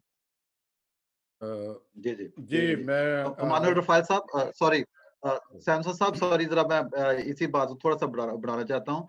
इमानुअल रफाइल साहब ने बहुत, मैं समझता हूँ कि एक क्राई जो होती है, पेन जो होती है, उसका इजहार किया है और उन्होंने बड़े वाज़ेह अंदाज में बयान किया कि एक तरफ तो हुकूमत है और दूसरी तरफ लोग हैं और किस तरह तफरीक हो रही है। मैं चाहूंगा कि कामरान माइकल साहब जो सेनेटर हैं वो इस पे कमेंट जरूर करें। एक तरफ तो आपकी जाती कोशिश है, जदोजहद है कि आप लोगों तक पहुंच रहे हैं, और दूसरी तरफ जैसा इमानुअल रफाइल साहब ने ये जिक्र किया है कि ये जो नाइंसाफी है जो हमारे लोगों तक, वो चाहे मजहबी क़यादत की तरफ से है, सियासी जो लोग हैं उनकी तरफ से है, जो उन तक पहुंच नहीं रहे, और ये जो तफरीक हो रही है, तो कामरान माइकल साहब, आप क्योंकि लोगों तक पहुंच भी रहे हैं, तो आप इसको किस तरह देखते हैं, इस सारी सूरत-ए-हाल को? माजरत के साथ कामरान माइकल साहब, मैंने छोटा सा, चूंकि हम जी जी अपने इख्तिताम की तरफ भी बढ़ रहे हैं, तो नाजरीन जो इस वक्त देख रहे हैं, फीडबैक तो दे रहे हैं। अगर वो फोन पे हमारे साथ बात करना चाहते हैं तो वो नंबर व्हाट्सएप ले सकते हैं। तो मैं एक दफ़ा नंबर बताता हूँ कि 004474707047। एक दफ़ा फिर नोट कीजिएगा, 007447070417। कामरान साहब, एक और मैं भी इजाफा करूंगा आपके साथ, क्योंकि ऐसे वाकयात पिछले दिनों जो है, मैविश का वाकया एक आया कि वो एमए पास थी और वो झाड़ू दे रही थी, या एक मजबूर थी खाकरोब के, और उससे पहले आपके कोटा में से वो लब्बा भी जो है वो एक मजिस्ट्रेट बना, और काफी जिशान लब्बा जी जी, उन्होंने जो मीडिया ने जो है उसको जरूर हाईलाइट किया, लेकिन जो लोग बड़े खुश हो रहे थे, वो कह रहे थे कि खाकरोब का एक बेटा जो है वो, एक तरफ वो तजलील भी कर रहे थे कि खाकरोब का ऐसे बहुत सारे वाकयात हैं। प्लीज, मैं चूंकि आप नजर भी रखते हो और बहुत सारे केसेस वहाड़ी में ज्यादा मेरा ख्याल है सामने आए हैं, तो इस हिसाब से भी आप करें। और एक और मैं शायद ज्यादा भरमार ना होगी वो क्वेश्चन की, तो मैं एक और भी करूंगा क्वेश्चन के, ये 15 साल पहले से ये रिसर्च जारी थी कि ऐसा वायरस जो आएगा, जो इस तरह का दे रहा था। फिर रिसर्च 17 की आई, 18 की आई, 19 में भी रिसर्च आई, अमेरिका में रिसर्च हुई, फीचर बड़े सारे आए। लेकिन पाकिस्तान में जब हिफाजती इंतजाम देख रहे हैं तो ऐसे ही लग रहा है कि जैसे ये कोई मैच खेला जा रहा है, या किस तरह हजूम, लोग घरों में सालगिरह भी मना रहे हैं उसी तरह, जबकि हमारे यहाँ पे वो नेट पे सालगिरह मनाई जा रही है।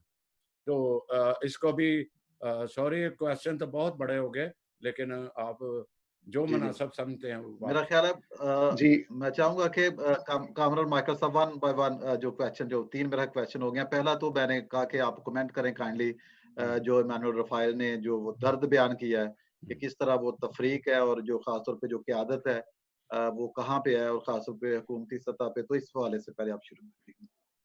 जी, बहुत शुक्रिया। मैं इमानुअल रफ़ाइल साहब के साथ बिल्कुल एग्री करता हूँ इस बात के लिए कि हम सब जब आप कहते हैं कि मसीह का बदन है, तो बदन के अगर किसी अज़ा को, किसी हिस्से में कोई दर्द है, कोई आँख में है, नाक में है, कान में है, तो फिर पूरा जिस्म सोता नहीं है, पूरा जिस्म कराहतियत का शिकार हो जाता है। और हम ये समझते हैं कि जब हम बदन हैं, तो फिर हमें उस दर्द को फ़ील करना चाहिए, चाहे हम अमेरिका बैठे हैं, इटली हैं, कनाडा हैं, लंदन हैं, किसी और जगह पे मौजूद हैं। तो हम बिल्कुल सही बात है, जब मसीही कहते हैं तो हम सब इकट्ठे हैं, चाहे कोई मिनिस्टर है, चाहे कोई सेनेटर है या कोई सैनिटरी वर्कर है। तो अब पेशे के एतबार से आगे-पीछे कोई बात हो सकती है, लेकिन हम सब इकट्ठे हैं, एक हैं, मसीह का बदन है। और सबसे बड़ी बात, माइनॉरिटीज़ की बात भी आपने की, तादाद में हम किसी से कम या ज़्यादा हो सकते हैं, वो मिनॉरिटी मेजॉरिटी का कॉन्सेप्ट हो सकता है। अदरवाइज़ जब हम हुकूक वतनी की बात करते हैं, तो पाकिस्तानी मसीहों ने कभी पाकिस्तान गवर्नमेंट या आइन की रेट को चैलेंज ही नहीं किया। तो मैं इस बात के लिए फ़ख्र करता हूँ, अपने उन प्यारों के लिए। दूसरी बात, बिल्कुल ठीक बात है कि वो लोग जो डैम फंड में पैसे देते थे, जिन्होंने जिनके पास बहुत सोर्सेज़ हैं, वो आज नज़र नहीं आ रहे। तो मैं इमानुअल रफ़ाइल साहब की बात को बढ़ाते हुए कि अदालत एक जजमेंट देती है, किसी रिटायर्ड जनरल को सज़ा देती है, तो उस पे एक अदालती काम है। वो अदालती काम अदालत तक महदूद होना चाहिए। हमारे बिशप्स ने हमारे सूबाई वज़ीर के साथ बैठ के प्रेस कॉन्फ्रेंस कर डाली कि हम मुत्तफ़िक नहीं हैं अदालती फैसले से। यानी आप अंदाज़ा करें, इनका कंसर्न नहीं है उस चीज़ से। लेकिन हम हर बेसिकली सियासत जो है ना, वो चर्चेज़ में आ गई है। सियासत जो है वो वहाँ पर आ गई है जहाँ पे सियासत नहीं होनी चाहिए। डर्टी सियासत का मतलब ही ये है, जब हम खुदा के घर से सियासत शुरू करते हैं। तो बात है, जिसका जो काम है उसे करने दें। सियासी लोगों को अपनी सियासी काम करने दें, मज़हबी लोगों को अपना मज़हबी काम करने दें। लेकिन आज हम देख रहे हैं कि चर्चेज़ में सियासत शुरू हो गई है, और ये सियासत जो है, इसी की वजह से आज ये लोगों का बुरा हाल हो गया है। और अगर हम अपना किरदार अदा करें, जैसे देखिए मैंने बात की है कि रफ़ाइल साहब भी कह रहे हैं, प्राइवेट कैपेसिटी में खुद अपने दोस्तों, अपनी फैमिली के साथ मिलकर हम जहाँ-जहाँ जा सकते हैं। और मैं सैमसन साहब के साथ भी राब्ते में रहता हूँ, सैमसन साहब देख रहे हैं कि हमने डेली बेसिस पे एक्टिविटीज़ की, बैठे नहीं हैं हम। और ये जो बात हम कर रहे हैं सैनिटरी वर्कर्स की, ये सिर्फ लाहौर तक महदूद नहीं है। हम हर हफ्ते एक्टिविटी कर रहे हैं उनके लिए, हर हफ्ते, क्योंकि हम खुद से खरीद रहे हैं वो तमाम किटें और ये लेके आ रहे हैं। फिर सैमुअल प्यारा साहब ने फरमाया कि एक ऑर्डर आया है कि जी इम्प्लीमेंट करें, आप इन लोगों को भी जो है फैसिलिटेट करें, आप सैनिटरी वर्कर्स को भी जो है वो किटें फ्राहम करें। लेकिन ये जो किटें हैं, चाहे वो मास्क की सूरत में हैं, ग्लव्स हैं, या पूरे जिस्म को फूल प्रूफ बनाने के लिए किट है, उसका जिस्मानी एक लिबास है, तो ये सारी डिस्पोजेबल हैं। ये सब एक दफा पहनी जाएगी, दिन में जब वो अपनी ड्यूटी पे जाएगा, उसके बाद क्या करेगा वो, अगर एक दफा मिल भी जाए। तो ये डेली बेसिस पे उन्हें मिलनी चाहिए, मैं समझता हूँ। रोजाना मिलनी चाहिए। जो ग्लव्स उसने आज इस्तेमाल किए हैं, कल नहीं इस्तेमाल कर सकता। जो मास्क उसने आज लगाया, वो कल नहीं लगा सकता। जो किट उसने इस्तेमाल की, उसे डिस्पोज ऑफ करना है, फिर वो घर जाएगा। तो ये प्रोटेक्शन है, फिर वही पहन लेगा। उसमें तो जर्म्स हैं, वो तो एक दिन के जर्म्स हैं। उसने उस वार्ड में काम किया है, वो क्लीनर था, वो सैनिटरी वर्कर था। तो इस बात का भी हमें ख्याल करना है। तो मैं इस चीज को भी इंश्योर करने की बात करता हूँ। तो मैं खुले दिल से ये बयान करता हूँ कि इस वक्त तो यूनिटी की बात है, कौम परस्ती की बात है। हमें अपनी कौम को बचाना है, अपने प्यारों का ख्याल करना है।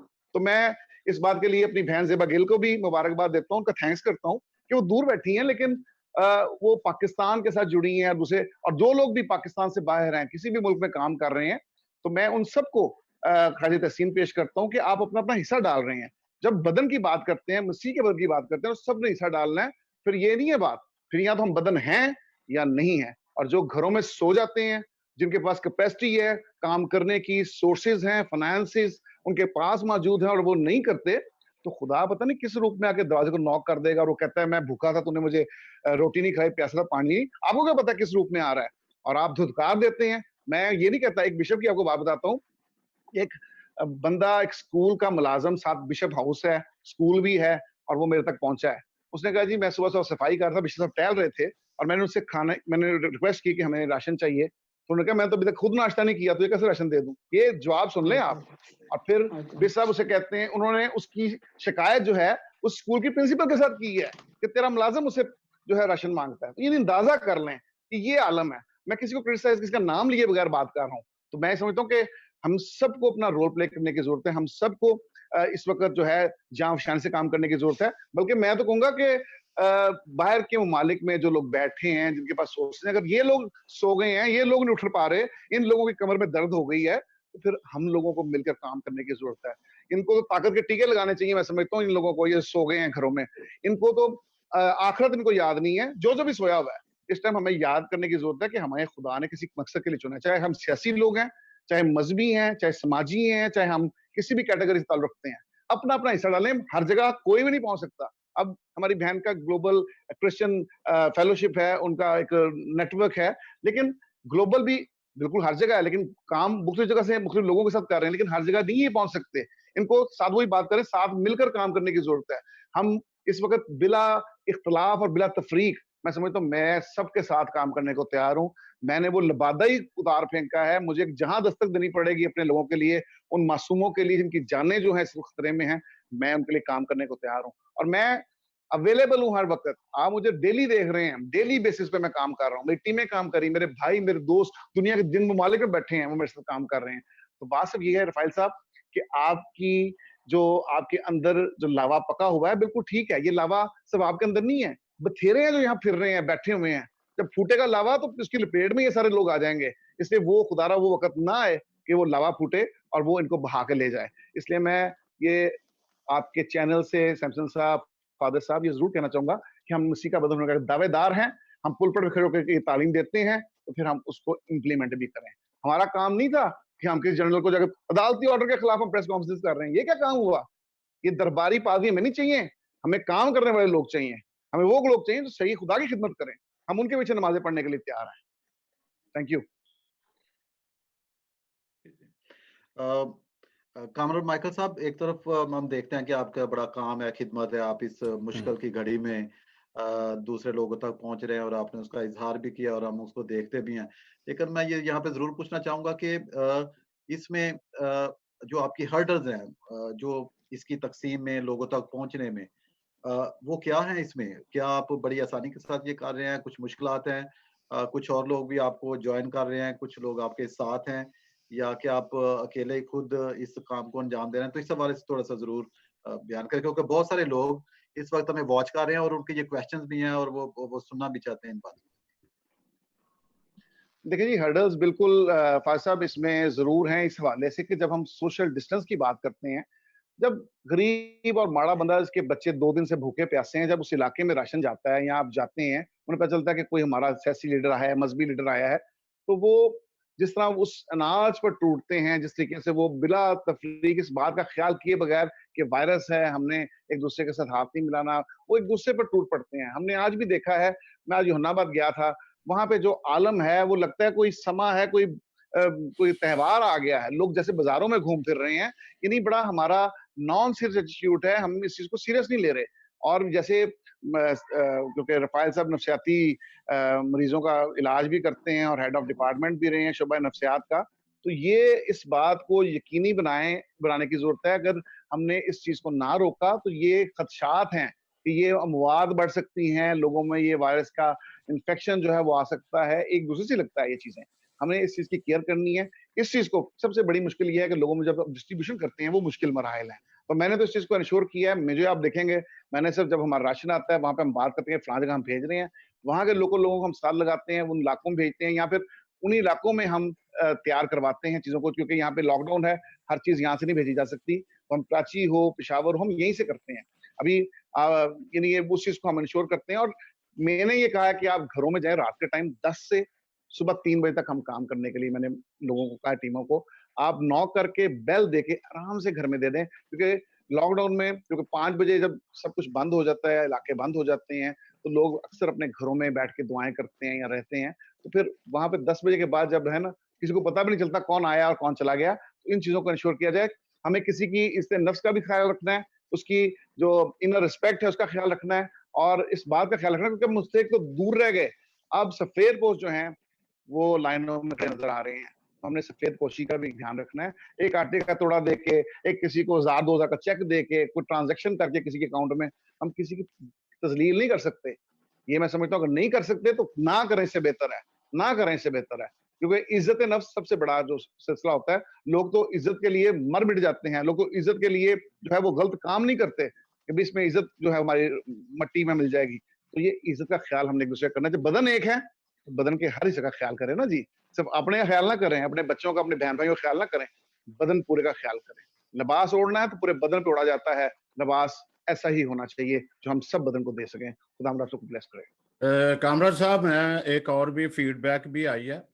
फीडबैक जैसे मैंने तबकाबंदी का जिक्र किया था कि जो लो तबका है इसके लिए किसी ने आज तक ज्यादा होपफुली स्ट्रगल नहीं की। दूसरा, वायलेशन की बात कर रहे हैं बार बार हमारे के 1947 से ही वायलेशन हमारे साथ मनाटी लेवल पे जो हो रही है, उसके जो आपने स्ट्रगल की या इस तरह की तो आप जरूर बताएं नाजरीन को कि जो वायलेशन है, बहुत सारे ऐसे मामलात जो आ भी रहे थे, क्योंकि ये कोरोना वायरस के साथ साथ हम आपकी मौजूदगी से फायदा भी उठाने की कोशिश कर रहे हैं कि इस तरह से भी लोगों को मोटिवेट किया जाए कि ये कैसे हो रहा है। जी जी शमसू भाई, बात ये देखें ना, ये मेरे पास किट्स अभी भी मौजूद हैं। हमने किट्स जो है वो डेली बेसिस पे मंगवा रहे हैं, भिजवा रहे हैं। अब ये जरूरी नहीं होता कि क्योंकि जब कोरोना की बात है उन वार्ड्स में भेजना है तो आप बिल्कुल इस चीज को फुल प्रूफ बनाएं। मैंने जो बात की है अभी कि डेली बेसिस पे चाहिए उनको ये किट्स जो हैं, डेली बेसिस पे मास्क चाहिए, डेली बेसिस पे ग्लव्स चाहिए। तो ये एक दफा देने वाला काम नहीं है। तो बात इस चीज को, तो फिर बात वो डिस्क्रिमिनेशन की जो बात की है उसमें अलार्मिंग सिचुएशन है हम मसीहों के लिए, क्योंकि पहले कभी मसीही लीड करते थे तमाम दीगर जो मज़ाहब हैं मुसलमान भाइयों से हट के, जितने भी हम दीगर मज़ाहब पाकिस्तान में बरादरियां रहती हैं, मसीही लीड करते थे। लेकिन हमारा तो अलमिया ये है कि हमारा नारा ही वही रहा। हमने 70 साल से एक ही नारा लगाया जी, एजुकेशन बड़ा काम किया हमारे बाउजदाद ने, हमारे इदारों ने, हमने जी हेल्थ में बड़ा काम किया। उसके अलावा हमने नारा ही को नहीं लगाया, हम आगे ही नहीं बढ़े, हम बस उसी जगह पे खड़े हुए जहाँ पे पहले 70 साल पहले खड़े थे। उसका नतीजा ये हुआ है कि आज ब्यूरोक्रेसी ने, आज हमारी हुकूमत ने, जो मौजूदा हुकूमत है, और आज हमारी जो एस्टेब्लिशमेंट है, वो अब सिखों को प्रमोट कर रही है। नंबर 1 पे सिख कम्युनिटी प्रमोट हो रही है, नंबर 2 पे हिंदू कम्युनिटी हो रही है, हम तीसरे नंबर पे आ गए हैं। ये हम सब के लिए बहसियत कौम एक अलार्मिंग सिचुएशन है और हमें मिलकर इसका मुकाबला करना है, क्योंकि हमने अपने आने वाली नस्लों के अच्छे फ्यूचर के लिए काम करना है। अगर हम उनके लिए जो है वो कांटे बोएंगे तो फिर वो लहू लुहान ही होंगी और कुछ नहीं होगा। लिहाजा मैं समझता हूँ कि इसमें सर जोड़ के बिला तफरीक, मैं समझता हूँ कि सियासी जमातें अपनी अपनी, लेकिन जब कौमी इश्यूज की बात है तो हमने एक ही नैया में बैठना है। हम रास्ते अलग-अलग हो सकते हैं, लेकिन हमारी नैया एक ही होनी चाहिए, हमारी मंजिल हमारी कौम ही होनी चाहिए। जब हम कौम की बात करते हैं, इस वक्त देखें ना, आप इंग्लैंड में बैठे हैं, शहजादा शहजादी आए हैं दोनों। उस वक्त मैं पाबंद सलासिल था, मैं देख रहा था, शहजादा शहजादी आए हैं। आपके किसी एमएनए को, किसी एमपीए को, किसी मिनिस्टर को नहीं बुलाया उन्होंने। उन्होंने गुरुद्वारा शरीफ का दौरा किया, उन्होंने बादशाह मस्जिद का दौरा किया। मेरा मतलब है कोई बात है, किसी चर्च का दौरा नहीं किया।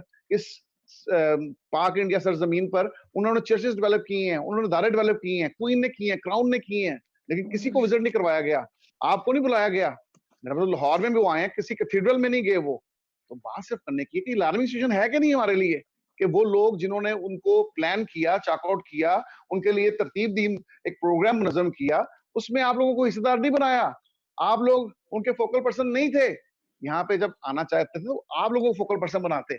वहां पे अदारों ने भी, इंटेलिजेंस अदारों ने भी आपके बंदों को अकोमोडेट नहीं किया। वहां पे हमारे सरदार जो रमेश सिंह अरोड़ा हैं वो, और रमेश कुमार जो है वो आगे आगे थे दोनों। हमारा कोई एमएनए, कोई सेनेटर, कोई उनके साथ नहीं था। बात सिर्फ करने का मकसद है। फिर एक डिनर होता है, सिर्फ आपके एक बिशप को बुलाया जाता है क्योंकि वो आपके मॉडरेटर हैं चर्च ऑफ पाकिस्तान के, उनको उससे बुलाया जाता है, किसी को नहीं बुलाया गया। और एम्बेसी में भी नहीं, हमारे बिशपों को बड़ा शौक है इस किस्म के वीआईपी डिनर्स में जाने का ना। हमारे बिशपों को बड़ा शौक है, ये कोई खास बात नहीं है। वो तो जब भी रात को 12 बजे भी आप बुला ले, अभी कोरोना में बुला ले, हमारे बिशप जाएंगे।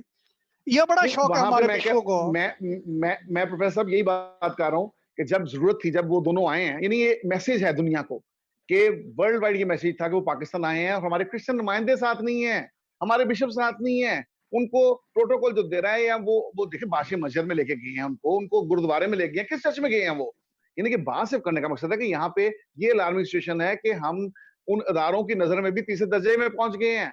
वो प्रमोट कर रहे हैं सिखों को, वो प्रमोट कर रहे हैं हिंदुओं को।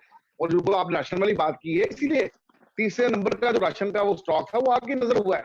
ये हम सबके लिए अलार्मिंग सिचुएशन है। हम झगड़े और बातों पे कर रहे हैं, हम भूख प्यास की लड़ाई लड़ रहे हैं, लेकिन इस वक्त हमें इस चीज पे भी लड़ने की जरूरत है, इकट्ठे होने की जरूरत है कि जो बातें हम देख रहे हैं वो हमारे हाथों से गेम निकलती चली जा रही है।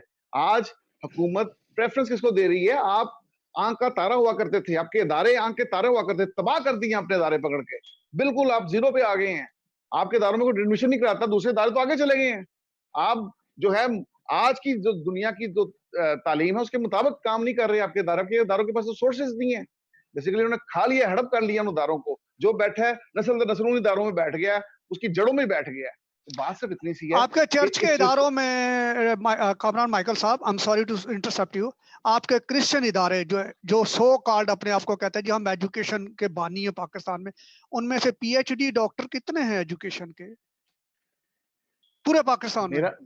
मेरा नहीं ख्याल को 2-4 से ज्यादा हो। एक भी नहीं है, एक भी नहीं है। पीएचडी एजुकेशन में आपके चर्च में एक भी क्रिश्चियन बिशप फादर नहीं है। और सबसे बड़ी देखें ना अलार्मिंग सिचुएशन क्या है कि हमें हेड्स जो हैं एजुकेशन के हवाले से वो एजुकेशनिस्ट लगाने चाहिए। वो वाली बात जो है, जिसने एजुकेशन में महारत हासिल की है, तालीम हासिल की है, उसके पास टैलेंट है, उसके पास तजर्बा है, उसके पास डिग्री है, लेकिन यहाँ पे वही बात कि जिस मिशन के थ्रू वो अदालत चल रहा है, वही मिशन का सरबराह जो है वो सब कुछ देख रहा है, वही हेड कर रहा है। तो बात सिर्फ इतनी है, मैं वही बात आपकी वाली बात बढ़ाने वाली कि एजुकेशनिस्ट, और हम तब इस मुल्क की जरूरत बनेंगे जब इन अदारों को दोबारा से परवान चढ़ाएंगे, हम फोकस करेंगे, हम अपनी कमजोरियों को खत्म करेंगे, हम अपनी नाअहली का एतराफ करेंगे। हम एतराफ तो करते ही नहीं है, हम गलती पे गलती करते चले जाते हैं। कोई मैं सुधारने की कोशिश करता हूँ, सुधरने को तैयार नहीं है। लेकिन जो आप वाली बात है, तामीरी इस्लाह करने की जरूरत है। आप बिल्कुल क्रिटिसाइज करते हैं, तामीरी क्रिटिसिज्म होना चाहिए ना, तो वो कर रहे हैं आप, और उससे ये होता है कि हम इस्लाह करते हैं अपनी, लेकिन हम इस्लाह करने को तैयार नहीं है, सुनने को तैयार नहीं है। मैं अपने घर में बैठा हूँ, मुझे कोई मिलना चाहे तो मिल सकता है, मेरे घर आ सकता है, नॉक करता है, मैं मिल लेता हूँ। आप इन लोगों को मिल नहीं सकते, हफ्ता 2 हफ्ते 3 हफ्ते मिल नहीं सकते। मैं अगर मिनिस्टर हूँ या मैं सेंटर हूँ, मैं मिल लूंगा, फोन करूंगा, चला जाऊंगा। आम बंदा कैसे मिलेगा? आम आदमी नहीं मिल सकता, आम आदमी तो एक चरवाहे को भेड़ ही नहीं मिल सकती, तो वो कैसे जानेगा कि भेड़ का क्या, उसने क्या खाना है, क्या पीना है, वो भूखी है, प्यासी है, क्या हाल है उसका। जो असा होता है वो चरवाहे के हाथ में इसलिए होता है कि वो हांके अपनी भेड़ों को इधर उधर जाने से रोके, ना लेफ्ट जाने दे, ना राइट जाने दे, ना किसी और को आने दे। वो उस असा से, उस लाठी से उनकी राखी भी करता है, निगहबानी भी करता है, और उनको भी बचा के रखता है। तो मैं ये समझता हूँ कि वो असा हमें इस्तेमाल करने की जरूरत है। वो ना हो कि खुदा का असा आप पे गिरे, खुदारा आप होश के नाखुन लें और अपनी भेड़ों की निगहबानी करें, मिलकर करें, क्योंकि यही खुदा का बदन है। हमने खुदा के बदन को परवान चढ़ाना है। खुदा हम सबको ब्लेस करे।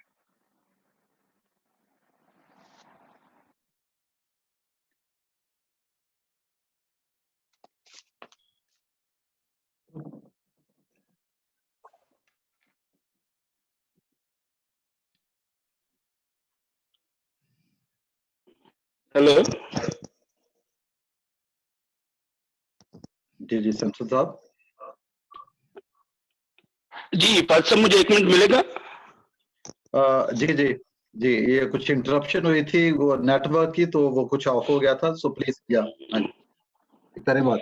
जी मैं सिर्फ आपको बताना चाहता हूं कि सेनेटर साहब का क्योंकि लंबा एक अरसा इन्होंने गवर्नमेंट में गुजारा है, बदकिस्मती ये है कि मैं फाइल भाई के दुख को करीब से ज्यादा इसलिए यानी कि महसूस कर सकता हूं कि मैंने जाम शुरू का इलाका और सिंध और उसमें यानी कि हालात देखे हैं। बदकिस्मती ये है कि ये जो जजमेंट सबसे बड़ा लैंडमार्क डॉक्यूमेंट जो आया था जिसमें तशरीह कर दी गई थी कि अकलियतों के हकूक ये है, बदकिस्मती ये रही कि हम अपना कोई ऐसा कमीशन फॉल ना कर सके जो कि उस वक्त कर देना चाहिए था, इसको कोई आईनी हैसियत हासिल होती। मैं अफसोस के साथ बताना चाहता हूं कि जब सेनेटर साहब मिनिस्टर साहब थे तो यही बिशप इनकी आंखों के तारा हुआ करते थे। इन से ही बिशबों के साथ ही लिंकअप होता था। और आपने तो बहुत बड़ा एक यानी कि प्रोग्राम भी चर्च में मुनक्कद करवाया था। मैं ये समझता हूं कि बदकिस्मती रही है कि अगर वो जो 6 साल आपकी गवर्नमेंट रही 19 तक 18 तक, अगर उसमें आप की राइट्स कमीशन का एक्ट बना देते, उसमें आप जो जजमेंट आई थी उसके जो यानी कि स्पेशल पुलिस फोर्स बनवा देते, जो यानी कि इतना बड़ा दिया था। बदकिस्मती ले रही कि मुस्लिम लीग नून के दौर में वो आई और 6 साल हमने इतनी मेहनत करने के बाद भी बदकिस्मती से चारों गवर्नमेंट में स्पेशल पंजाब गवर्नमेंट उस पर अमल दरामद करने में नाकाम रही। मैं बात बताना चाहता हूं कि अब हमारे लोग, मैं बिशबों को क्लेम नहीं करता, मेरी रियासत की जिम्मेदारी है मुझे प्रोटेक्ट करना, मुझे खाना प्रोवाइड करना। देखिए मेरा राइट बैतुल माल है, बैतुल माल में मेरे लिए पैसे रखे गए हैं। गवर्नमेंट ऑफ पाकिस्तान उसमें एक फंड फिक्स करती है, वो ज़कात नहीं है। इस पे भी सुप्रीम कोर्ट ने कहा हुआ है कि हमें बताएं कि बैतुल माल के पैसे कहां जाते हैं। ये अरबों रुपए की गेम है, यानी कि 1 करोड़ हम मिनॉरिटीज हैं, कौन कौन लोग हमें करेगा। और हम ये भी बताना चाहते हैं, इस वक्त मैं जिक्र करना चाहता हूं अमेरिका के दोस्तों का, और मैं बताना चाहता हूं कि खुदा के फजल से हमने कोई ऐसा से, लेकिन सबसे बड़ा जो पैकेज कर रहे हैं हम, वो हमारी तरफ से डिलीवर हो रहा है। हमने बड़े यानी कि सिस्टम में से ये, यानी कि उसमें जो जॉनी बशीर साहब हैं अमेरिका से, अलियास साहब हैं, बाकी लोग वो कर रहे हैं। लेकिन मैं बताना चाहता हूं कि जो जब हमारे हुक्मरान यानी कि जब हुकूमत में होते तो वो ये बात नहीं करते। एक्चुअली जो मराद ज्यादा है, जो कॉन्स्टिट्यूशन है पाकिस्तान का आइन है, उसमें मुसलमानों को कुछ ज्यादा मराद दी गई हैं, जैसे कि 41, 91 आप ना प्रेसिडेंट बन सकते हैं ना सदर बन सकते हैं, नुजरिया इस्लामी काउंसिल और शरई अदालत, ये हकूक उनको ज्यादा दिए गए। बदकिस्मती जो भी बिल हम लेके जाते हैं, हमारे लोग स्ट्रगल करके बिल लेके जाते हैं, वो इस्लामिक काउंसिल को भिजवा देते हैं, वहां से रिजेक्ट हो जाता है। बदकिस्मती ये रही है कि पिछले टंडोर में कोई भी कानून साजी नहीं हो सकी मिनॉरिटीज के लिए। आज हम बात कर रहे हैं सेंट्री वर्कर की, तो भाई 2015 में बहुत बुरे हालात थे, तनख्वाहें नहीं मिली थी, बूटा इम्तियाज ने भूख हड़ताल की थी वहां पे। उस वक्त भी हमने बहुत कंपेन लॉन्च की थी, उस वक्त भी कोई असर नहीं हुआ था। आज तो ये खुशकिस्मती है कि कोरोना वायरस पे उन्होंने सो मोटो लिया और हमने उसको बेनिफिट को फायदा उठाया और सेंट्री वर्कर्स की जाके वहां पे बात कर दी। और मैंने वहां पे ये भी डिस्कस किया कि उन्होंने जब इफ्तार किया मुझे चीफ जस्टिस साहब ने कि सिंध के हालात बताएं, तो उस वक्त मेरे पास फिगर नहीं थे, मैंने 20 को बताया कि 9 माह की तनख्वाह नहीं मिली। ये गवर्नमेंट अभी आई है, लेकिन पुरानी गवर्नमेंट का भी कोई किरदार मसीहों को लिए इतना अच्छा नहीं रहा। जो इतना बड़ा डॉक्यूमेंट था, कामरान साहब आप मेरे साथ गए थे, हम इसलिए अप्रिशिएट करते हैं आपको कि आप अवाम के साथ भी होते हैं। आप मेरे साथ ही कंटोनमेंट बोर्ड में गए थे शादियों की रजिस्ट्रेशन के लिए, लेकिन बदकिस्मती अभी तक शादियों का वो रफड़ खत्म नहीं हुआ कंटोनमेंट बोर्ड से। आगरा में रजिस्ट्रेशन नहीं हो रही। प्यारा साहब, मेरा पहले मैं माइकल साहब का कमेंट ले रहे थे। जी जी जी, अच्छा जी, मेहरबानी, थैंक यू। अच्छा, जैसे कि प्यारा साहब कह रहे हैं, बिल्कुल इस चीज को हम इंश्योर करते हैं कि जहां कहीं भी मेरी जरूरत पड़ी है, प्यारा साहब को याद है कि मैंने बिल्कुल मैं एग्री करता हूं, है, हर फोरम पे आवाज उठाई है, और चाहे वो मैरिज एक्ट और डाइवोर्स एक्ट के हवाले से मैंने तमाम मशावरती अमल को नहीं सर, मैं मिनॉरिटी कमीशन की बात कर रहा हूँ, मिनॉरिटी कमीशन की आपकी गवर्नमेंट ने बिशबों के नाम दिए। कमीशन जो है वो इंडिपेंडेंट होते हैं, बात सुन लें आप मेरी, अब आपको ही पता होना चाहिए कि कमीशन इंडिपेंडेंट होते हैं, बनाए जाते हैं, गवर्नमेंट ही बनाती है, नाम लेके कम्युनिटी में से आपकी रिकमेंडेशन से बनते हैं। कमीशन जो बनाए गए थे उसमें आपको पता है कि आसिया नासिर साहिबा थी, उसमें बिशप ऑफ लाहौर जो हैं इरफान जमील साहब थे, दूसरे लोग थे। कमीशन का काम ही ये होता है कि मिनॉरिटीज के मामलात को देखे, उनकी तमाम तर जो दुख दर्द है उनके ग्रीवेंसेस का अजाला करे, और सबसे बड़ी बात है कि सिफारिशात करे, जैसी बात है कि कमीशन भेजेगा और उस पर इम्प्लीमेंट होगा। और मैं ये बर्मिला कहना चाहता हूँ, ये बिल्कुल कह रहे हैं जैसे किसी तरीके से है कि बाज़-औक़ात अदालतें जो हैं, अब यहाँ पे तो बेशुमार लॉ बने हैं, उन पे इम्प्लीमेंट नहीं हो रहा। अदालतों की डायरेक्शन से क्या आपका मतलब है इन लोगों को चीजें मिलनी शुरू हो जाएंगी? बात वही है कि जो उनके पास सोर्सेज होंगे वो आपको लिख देंगे हमारे पास सोर्सेज नहीं है। तो ये बात वहीं पे ही है, ये हम सब ने हिस्सा डालना है। अब हम कहें कि रियासत की जिम्मेदारी है, बाकी लोगों को छोड़ दें, खुली छुट्टी दे दें, ये नहीं हो सकता। जब पूरी दुनिया पे अजाब सर है, सेंट्री हर बंदे वर्कर को सेंट्री वर्कर का जो बजट आपको मिलता है उसमें उनके सारी चीजें होती हैं। बात सुने ना, बात सुने, आपकी बात जी, जी। सुनिए, हमारी बात भी सुने आप भी हमारी जी। बात सुन लेना, कोई बात नहीं है, ठीक है ना जी। जी, जी, मैं सुन रहा हूँ कॉम्प्रोमाइज। ये सैमुअल प्यारा साहब ही हैं जिन्होंने मुझे बेस्ट मिनिस्टर का अवार्ड भी दिया होगा, इनकी तंजीम ने दिया जी होगा। मैं बिल्कुल एग्री करता हूँ जी, किसी वजह से दिया मैंने था ना कहा आपने है मुझे, किसी वजह से जी, दिया था जी ना आपने मुझे। बिल्कुल। हाँ, तो बात ये सुने ना, फिर बात सुने जरा मेरी। आपकी तंजीम ने ही मुझे बेस्ट मिनिस्टर अवार्ड भी दिया हुआ है। तो बात ये है कि मेरी हमेशा हतुल मकान कोशिश रही है, और ये अब आपको पता है कि जब कोई ऐसे मामलात होते हैं तो हम हमेशा आगे बढ़ चढ़ के हिस्सा लेते हैं। मेरा मकसद सिर्फ ये है, जब सैनिटरी वर्कर्स को हम फोकस करके बैठे हैं, ठीक है, बाजू का अब सेनेट में बैठा बंदा या पार्लियामेंट में इस्लामाबाद बैठा बंदा, उससे तो नहीं पता ना कि कहाँ पे तनख्वाहें रुक गई हैं। आपने कहा 2015 में तनख्वाहें नहीं मिली। बात सिर्फ ये है कि लोकल एडमिनिस्ट्रेशन की कोई नाअहली हो सकती है, नालायकी हो सकती है, लेकिन बाद में तनख्वाहें भी तो रिलीज हम लोग ही करते हैं ना। जब आप लोग कोई इस पे एक्शन लेते हैं, आवाज बुलंद करते हैं, तो रिलीज कैसे हो जाती है? उस पर हमने एक्शन लिया था तो रिलीज हुई थी। बात सिर्फ करने का मकसद ये है कि अब हालात ये हैं, कुछ प्रॉब्लम्स हो गया है कुछ नेट में नाजरीन। जी जी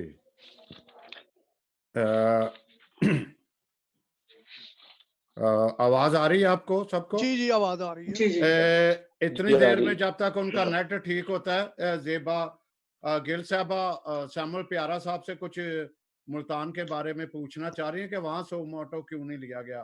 तो जेबा गिल साहबा प्लीज। जी जी जी जी बताइए। बहुत बहुत आपका शुक्रिया। और सैमुअल प्यारा साहब, हम आपकी जो भी एफर्ट्स हैं देखते रहते हैं, and I would like to appreciate that. But यहाँ मैं आपके नॉलेज में ये लाना चाहती हूँ कि जैसे मैंने कहा कि हम वहाँ एग्जिस्ट करते हैं, that's what it is. Last week NA 158 बस्ती मलूक में एक वाकया हुआ मुल्तान में, अगर आपके नोटिस में है तो। ठीक है, ये अभी जो आप सैनिटरी वर्कर्स की बात कर रहे हैं, और मैं सैनिटर साहब के भी ये नोटिस में लाना चाह रही थी, बल्कि मैं उनसे ये रिक्वेस्ट भी करने जा रही थी, but let me finish with you first. ये एड्रेस इसलिए पढ़ना मुझे पड़ रहा है क्योंकि मैं फेमिलियर नहीं हूँ, तो आपके लिए पढ़ी हूँ। NA 158 मलूक है ये, और ये वहाँ मियाँ कामरान अब्दुल्ला मडल हैं, जो वहाँ के टिकट होल्डर हैं, मतलब जिनका ये इलाका कहलाता है। वहाँ एक ही फैमिली के 5 अडल्ट बिकॉज ऑफ, मतलब वो जो उनके पास प्रॉपर इक्विपमेंट नहीं थे, और फुली वो प्रिकॉशन इक्विपमेंट नहीं थे उनके पास, जिनकी वजह से वो कोरोना वायरस की नजर हो गए। तो आप इस सिलसिले में क्या कहेंगे कि आपने, चूंकि आप ग्रास रूट पे काम कर रहे हैं और आप बहुत कंसर्न हैं, सो मेनी जी बिल्कुल। मैं मुझे सैमसन साहब ने ये बात की थी मेरे से। बात ये है कि अभी क्योंकि 20 तारीख के बाद केस जो है वो रिजल्ट हुआ है, प्रॉपर रिपोर्ट्स मांगी गई हैं, क्योंकि रिपोर्ट तसल्ली बख्श नहीं है। 8 अरब रुपए का खाना दे दिया, किसी को पता ही नहीं है कहाँ से खरीदा, क्या होगा क्या नहीं है। ये कहते हैं सैनिटरी वर्कर की हालत बहुत ठीक है, हम कहते हैं नहीं है। यूसीज बंद कर दिए, लोगों को प्रोवाइड नहीं हो रहा। एक्चुअली बड़े सीरियस क्वेश्चन है सुप्रीम कोर्ट के, ये हमारे पास टोटल इंफॉर्मेशन नहीं थी।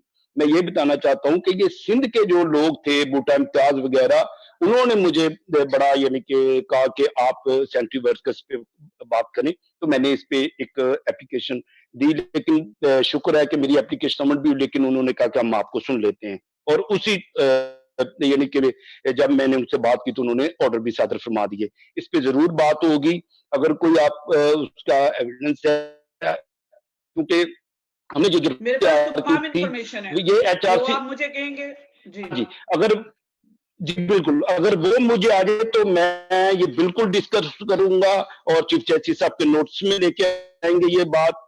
और ये एक और मैं बता दूं कि ये जो हमारी यानी कि 13 को जो ब्रीफिंग थी, उसमें माजिदा रजवी साहबा जो सिंध ह्यूमन राइट्स कमीशन की चेयरपर्सन है, उनका एक आर्टिकल था एक्सपेक्टर व्यू में, और एक रिपोर्ट केस किया था हमने नवाए वक्त में। उनको बुनियाद बना के हमने ये एप्लीकेशन दी थी, और थैंक गॉड के उन्होंने ये सुन ली।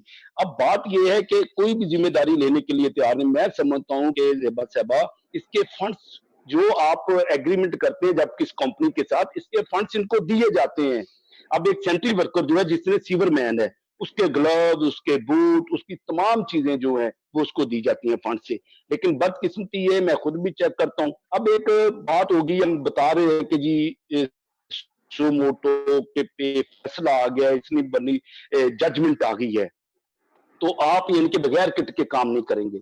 अब यकीन करें कि जो यानी कि इस पे एसओपी तय करने पड़ेंगे। अब जो सेंट्री वर्कर बाहर सड़क पे काम कर रहा है, यानी कि हमारा जो वहां पे ग्राउंड थी बात करने की, वो ये था, हमने रेज किया था कि जो वायरस है वो टिश्यू और मास्क में है, तो वो यानी कि डायरेक्ट आते हैं, उनके लिए इनको रबड़ के ग्लव्स चाहिए होंगे। जो यानी कि बाहर काम कर रहे हैं उनकी कैटेगरी ही और है ये किट की, ठीक है जी। अब जो बैंक में काम कर रहा है उसकी कैटेगरी और है, और जो डायरेक्ट सामान उठा रहा है उसकी कैटेगरी और होगी। और सबसे ज्यादा जो इफेक्ट हो रहे हैं लोग वो है जो डायरेक्ट वार्ड में पेशेंट के साथ जिनका कॉन्टैक्ट है। अब हमने एक सोशल मीडिया पे तस्वीर एक डायरेक्ट की थी जिसमें यानी कि जो डॉक्टर्स के पहन रहे वही उनको यानी कि वही प्रिंसिपल उनका भी होना चाहिए ताकि वो लोग भी बच सकें। तो ये बड़ी एक हैरत अंगेज और मैं समझता हूँ बड़े दुख वाली खबर है कि हमारे यानी कि एक छेग और रिपोर्ट नहीं हुआ ये केस। बदकिस्मती है कि मैंने मीडिया की नजर से ये गुजरा नहीं है, किसी बड़े चैनल ने इसको रिपोर्ट नहीं किया। प्यारा साहब, मेरा मतलब ये नहीं था, जो आप चीजें सारी आपने रिपीट की ये आप हमें से सब जानते हैं। मुझे जो इस वक्त दर्द है, जो मुझे इस वक्त तकलीफ हो रही है वो ये है कि it's already more than 1 week. और दूसरी बात है कि हम इन हालात में जो आप सब हैं इंक्लूडिंग माई सेल्फ, हम लोगों को खाने के लाले पड़े हुए, और वो जो 5 लोग अडल्ट थे इसीलिए तो वो काम कर रहे थे ना, सैनिटरी वर्कर थे सेवरेज के लिए, इसीलिए काम कर रहे थे क्योंकि वो अडल्ट होंगे। एक ही फैमिली के 5 लोगों का एक ही लाशें उठ जाना इज नॉट, कैसे आप इग्नोर कर सकते हैं? और आप मुझे अच्छा डेथ हो गई उनकी, मैं आपको इंफॉर्मेशन भेजूं, लेट मी डेथ हो गई उनकी, कोई प्रॉब्लम नहीं है कि आपको इंफॉर्मेशन भेजूं, बट द थिंग इज वहां अभी तक क्यों नहीं वो केस हुआ? मैं ये जो सेनेटर साहब है उनके भी नॉलेज में लाना चाह रही हूँ, and I am with very heavy heart. मैं उनके लिए ये रिपीट एड्रेस करना चाह रही हूँ, ब्रदर कामरान माइकल साहब, सेनेटर साहब, मैं आपके नोटिस में ये लाना चाह रही हूँ, मे बी ऑलरेडी हो, NA 158 Basti Malook, it's in Multan, और वहाँ के जो टिकट होल्डर हैं वो मियाँ कामरान अब्दुल्ला मडल हैं, अगर मैं सही प्रोनाउंस कर रही हूँ, मडल के मटल कुछ हैं वो। और वहाँ जो 5 अफराद एक ही फैमिली के कोरोना के की वजह से इफेक्ट हुए और अपनी जानों की बाजी हार गए। और ये मुझे जो कुछ बता रहे हैं दैट्स वेरी गुड। हमें लीगल, मैं भी लीगल चीजों पे बिलीव करती हूँ, लॉ को मुझे मैं भी हमेशा प्रायोरिटी भी रखती हूँ, no one is above the law, I do understand that, but the thing is, क्या आप सैनिटरी वर्कर्स की बात करते हैं प्यारा साहब, तो आपने वहां रीच आउट किया, आपने ये फाइंड आउट किया, ग्रास रूट पे आप लोग बैठे हुए ना, तो आपने फाइंड आउट किया केस हुआ है नहीं हुआ, और आपकी नजर से नहीं गुजरा, विच इज रियली सैड। और दूसरी, मैं आपको ब्लेम नहीं कर रही, बट जैसे उन्होंने भी कहा ना कि बॉडी के डिफरेंट हिस्से, नहीं मैं बड़ी जानदारी से बता रहा हूँ कि मुझे टोटल ये पता नहीं है, मैं बता रही हूँ, I can send you evidence. और मैं यहाँ सेनेटर साहब से रिक्वेस्ट करना चाह रही हूँ जी, मुझे कंप्लीट करने दें, हमें मुझे कंप्लीट करने दें जी, मुझे सेनेटर साहब के होने का फायदा उठाने दें। मैं कामरेड माइकल साहब की से ये गुजारिश करना चाहती हूँ कि आप इसको जब सेनेट में जाते हो तो प्लीज इसको हाईलाइट कीजिए। ये 5 जिंदगियों की बात है, सिर्फ जिंदगियों की 5 खानदानों की बात है, उनके बच्चे भी होंगे। तो मैं चाहती हूँ कि प्लीज आप इसे जरूर हाईलाइट कीजिए। और उसके बाद एक और केस भी आप लोगों के सामने लाना चाहती हूँ। 23 अप्रैल 2020 में साला वाली की नुवाई गांव है, ये 118 शमाल सरगोदा में है, ठीक है। और वहां जब आप लोग सारे इतनी मेहनत कर रहे हैं, लोगों को घर में फूड पहुंचा रहे हैं, तो एक इंसान के पीछे छुपे आजाद दरिंदे ने एक गरीब जो था लेबर मजदूर जो है, उसकी बेटी राशन देने के बहाने उसको रेप कर दिया गया। मतलब हम खिदमत कर रहे हैं, लेकिन ये चीजें वी शुड नॉट इग्नोर। ये मतलब एक हवा की बेटी की जिंदगी उजड़ी है, एक बेटी की, it's not, I mean I don't know how to express, it's really painful. तो मैं इस पे जरूर चाहती हूँ कि सेनेटर साहब कुछ कहें, और ये प्रॉमिस भी करें कि he will take this to the, अपने जब जाते हैं सेनेट में तो इसको करें प्लीज। जी मैं बात कर जी, सकता हूँ जी सैमसन साहब। सैमसन साहब। हाँ जी जी, जी मैं बात जी जी अच्छा। प्लीज करें जी। एक्चुअली मैं समझता हूँ कि ये एक मिनट सैमसन भाई मैं बात कर लूँ, 1 मिनट जी, की जी, जवाब जी, दे दूं जी, मैं बहन जी। के इस बात का। जी Thank जी जी जी कामरान ग्रास रूट पे जब इस तरह के मामला बन रहे हैं, क्योंकि लॉकडाउन की सूरत हाल है, लेकिन फिर भी लोग बाज नहीं आते और ये बिल्कुल सही। वैशीपन जो है, ये मैं समझता हूँ कि इसका इलाज होना चाहिए और जो कोई ऐसी हरकत करता है उनके लिए अब तो मैं समझता हूँ कि ज़ैनब अलर्ट बिल भी आ गया है, तो हम इस चीज को इंश्योर करेंगे कि ये बिल आ कानून गई, की yes. गिरफ्त में आए। और जब ये सेंट्री वर्कर्स की बात है और जब ये 5 एक सेकंड एक ही खानदान की जो अमवात की बात है, मैं इस चीज को भी इंश्योर करूंगा। और ये अभी कुछ दिनों में सेनेट का इजलास बुलाया जा रहा है और मैं मेरी ये बिल्कुल मैं इस चीज को इंश्योर करूंगा कि सेनेट के इजलास में जब हम पूरे मुल्क की मौजूदा सूरत हाल पर गौर बहस करेंगे और हम बातचीत करेंगे, वहां पे मैं सेनेटरी वर्कर्स की प्रोटेक्शन की और इनको मिलने वाली फैसिलिटीज जो नहीं है इनके पास और जो अदालती ऑर्डर्स हैं उसकी रोशनी में हम क्या कर रहे हैं, हमें क्या करना चाहिए, एक एक चीज को उजागर करूंगा। Yes. और मैं बिल्कुल एक बात और करके अपनी बात को खत्म करूंगा कि सैमुअल प्यारा साहब, आप ये जो इश्यूज की बात करते हैं बिल्कुल आप इनको उजागर करें। हम बिल्कुल जो रोल हमारा है वो हम करेंगे, जो आपका आप करें। लेकिन थैंक यू देखिए ना, जैसी थैंक यू हमारी बहन ने बात की, आपको पता ही नहीं है कि मुल्तान में 5 बंदे मर भी गए हैं सेंट्री Yes, वर्कर। this तो is आपके what इल्म में it होना is. चाहिए ये बात। अगर आप इस चीज को लेकर उनकी चले हैं तो आपके इल्म में नहीं होना चाहिए। देखें नहीं, देखें बात सुन ले, नहीं बात सुन ले, पहले बात मैं सुन ले, बात सुन ले पहले मेरी बात सुन ले, फिर आप बात कीजिएगा। दूसरी बात ये जी है जी कि आपने कहा कि वो विषय वो सारे मेरी आंख के तारे थे, तो मैंने उनको कभी ये नहीं कहा था कि जब बुरा वक्त आएगा आप अपने दरवाजे बंद कर देना। मैंने उनको ये तो नहीं कहा था, ठीक है ना? वो अब भी मेरे तारे हैं, मेरे दोस्त हैं, मेरे भाई हैं, लेकिन जो लोग बंद कर देते हैं, हम बात कर रहे हैं, हमारा अपना दुख है, हमारे घर का दुख है, हम उस दुख को आपस में शेयर कर रहे हैं। मैंने उनको ये तो नहीं कहा था कि आप जब मुश्किल वक्त आए तो अपने दरवाजे बंद कर दें, आप अपने अकाउंट्स बस ये बंद कर दें। मैंने उनको कभी नहीं कतन कहा और ये भी नहीं कहा कि आपने जाके तो सजा मुशर्रफ को कोई दे, अदालत दे तो आपने उनके लिए जो है वो करना है, तो ये तो उनकी मर्जी है। वो बड़ी जी प्रेस अब बात कॉन्फ्रेंस सुन ले, थी, समझ में नहीं आई। मैं वही बात, अब देखें ना, बात आप क्रिटिसाइज इसलिए भी कर रहे हैं कि आजकल आप भी एमएनए साहब के साथ घूमते फिरते रहते हैं, तो ये बात ना करें। बात सिर्फ ये है कि हमने इस टाइम नहीं नहीं देखिए मेरी बात सुने, सुन ले, देखिए हमने टारगेट चेस किया है एमएनए के साहबा के साथ घूमना, मैं तो आपके साथ भी घूमता हूँ। खुश ना करें, बात सुन ले। हाँ, मैं बात कर रहा हूँ, नहीं मेरे साथ नहीं मैं खुश नहीं कर रहा, ये नहीं नहीं ये सर ये बात गलत है। करते थे, अब नहीं करवा रहे हैं। देखें आप मेरी बात नहीं, हमने टेकिंग ली है उनसे। बात सुने, नहीं बात सुन ले। Turn by turn. Kamran Michael साहब। जी जी जी जी प्रोफेसर साहब जी, आप बात ये करें। इटली से हमारे साथ डॉक्टर शहबाज भट्टी साहब हैं, वो इनसे सैमुअल प्यारा साहब से कुछ बात करना चाह रहे हैं, एक तो मिनट मैं माइकल उनको साहब से बात शुरू कर लूं। करता हूँ। एक मिनट बात जी। कर लूं माइकल साहब से।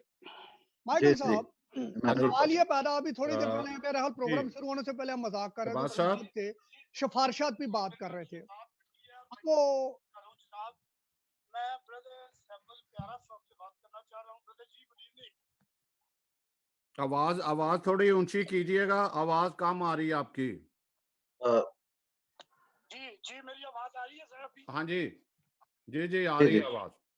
जी मेरा जनाब मैं अर्ज करना चाहता हूँ जनाब सैमुअल प्यारा साहब से, उनकी बातें सुनी, बड़ा अच्छा लगा।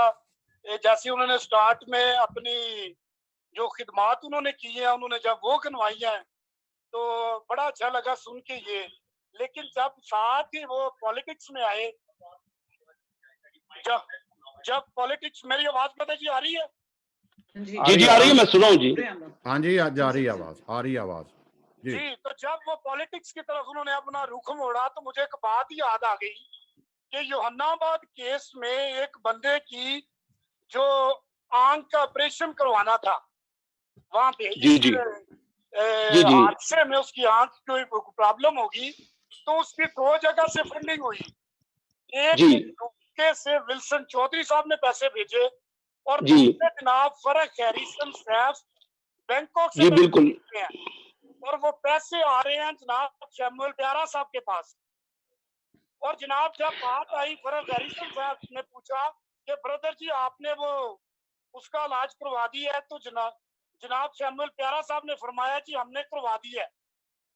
और जब हम इसकी रिपोर्ट बनाने लगे तो वहां जनाब वो क्लेम कर दिया विल्सन चौधरी ने। उसने कहा जी मेरा तो नुमाइंदा वहां मौजूद था और पैसे सारे जो है वो हमने दिए हैं सैमुअल प्यारा साहब के थ्रू, तो ये तो रिपोर्ट गलत है। तब मैं वहां मौजूद था, तब सैमुअल प्यारा साहब ने कहा था जी हम आपके पैसे वापस कर देते हैं। और आज तक जब फरक हैरिसन साहब बेचारा बीमार पड़ा है, आज कोई उसका पूछने वाला नहीं है और वो बेचारा आज भी अपने पैसों का इंतजार कर रहा है कि मेरे पैसे जो है वो सैमुअल प्यारा साहब कब देते हैं। अब बात पैसों की नहीं है, बात लीडरशिप की है। नहीं, बात पैसों की होगी जी, मैं बताऊंगा। कौम के दर्द की बात यह है कि हम किस तरह यकीन करें कि ये कौम का इतना दर्द रखते हैं और कौम के लिए ये कर रहे हैं, उसी कौम का हक खा रहे हैं और उसी कौम के दावे कर रहे हैं आप चैनल पे बैठ के। अच्छा जी, अब मेरी गुजारिश सुनेंगे जी। दूसरा सवाल करता हूँ डॉक्टर साहब ये अभी इनको सैमुअल साहब को मौका देते हैं हम लोग। प्यारा साहब अभी आप बात करें जी, जवाब दें जी। बिल्कुल जी, मुझे हैरिसन साहब ने पैसे दिए थे 70,000 रुपया, मैं आज भी उस पे एग्री हूँ। और मेरे साथ जो धोखा हुआ वो भी सुन ले। मैं पेशेंट को लेके गया, पेशेंट सिकंदर साहब, उसके इंटरव्यू सुन ले आप। मुझे उसने भी नहीं बताया कि मेरा ऑपरेशन हो गया है। जब उन्होंने दाखिल कर लिया हॉस्पिटल वालों ने और ऑपरेशन सुबह का टाइम दे दिया मुझे कि सुबह हम आपके पेशेंट ऑपरेशन कर रहे हैं। ये हॉस्पिटल का वाकया है यूसीएच का जी। और जब यूसीएच वालों ने, जब मुझे पादरी नियामत साहब का फोन आया, मैंने कहा कोई यार मैं तो उसके बाद पैसे यानी कि उन्होंने 1.5 लाख मांगा है। इन जो बात हुई है वो ये हुई है कि 50,000 हम उनको पहले देंगे। अभी हम दूसरा घंटा में शुरू हो रहा है, 1.5 घंटा जी 75,000 रुपया उन्होंने दिया था। मेरी बात सुन ले जी बड़े गौर से, इस पे बात यानी कि क्लियर कर दूं अपनी। तो पादरी साहब ने बता दिया यार इसका ऑपरेशन कल हुआ है यार, इन्होंने तो रसीद भी काट दी है और मुझसे पैसे भी ले लिए हैं। जब मुझे दूसरे दिन पता चला तो फिर मैंने जाके एडमिनिस्ट्रेटर साहब बंदा है वहां ही है, मैंने फिर जो यानी कि मेरा अपना स्टाइल है, मैंने अपने स्टाइल में बात की। मैं हमेशा ईमानदारी और वफादारी से काम किया है। उस वक्त मैंने वो 50,000 रुपया उन्होंने मुझे 1 महीने के बाद वापस किया जी। वो भी बड़ा मैंने खींच के बड़ा यानी कि उनको इनके कैशियर साहब को भी खींच दिया कि आपने पट्टी करके, फिर वहां का जो डॉक्टर था उसने करके मुझे बता दिया जी ऑपरेशन हमने कर दी। मैंने कहा ऑपरेशन के तो यानी वो ऑपरेशन तो हो गया हुआ है। तो तब मुझे वो फिर यानी कि अगर पादरी साहब ना होते तो वो चूना 75,000 का लग जाना था। मेरे पास अभी भी रिकॉर्ड मौजूद है। हैरिसन साहब को मैंने कहा कि आपके जी ये इस तरह से फ्रॉड हुआ है, ये पैसे आपके पड़े हुए हैं, आप जब चाहेंगे पैसे ले लें, ठीक है जी। उनसे पूछ ले कि उनके रिकॉर्ड में ये चीज है या नहीं। लेकिन मैं आपको बताता हूं कि ये जो फ्रॉड हुआ था ये यूसीएच वालों ने किया था हमारे साथ, जाली पट्टी कर दी थी।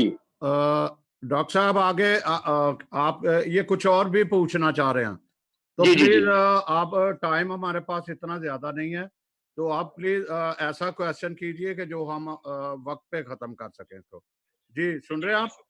जी बहुत शुक्रिया। जी आवाज नहीं बिल्कुल शहबाज साहब आपने की वो अगर पादरी साहब मुझे ना बताते तो उन्होंने इस ऑपरेशन के पट्टी के भी ले लेने थे, उनका ये ऑपरेशन ही था।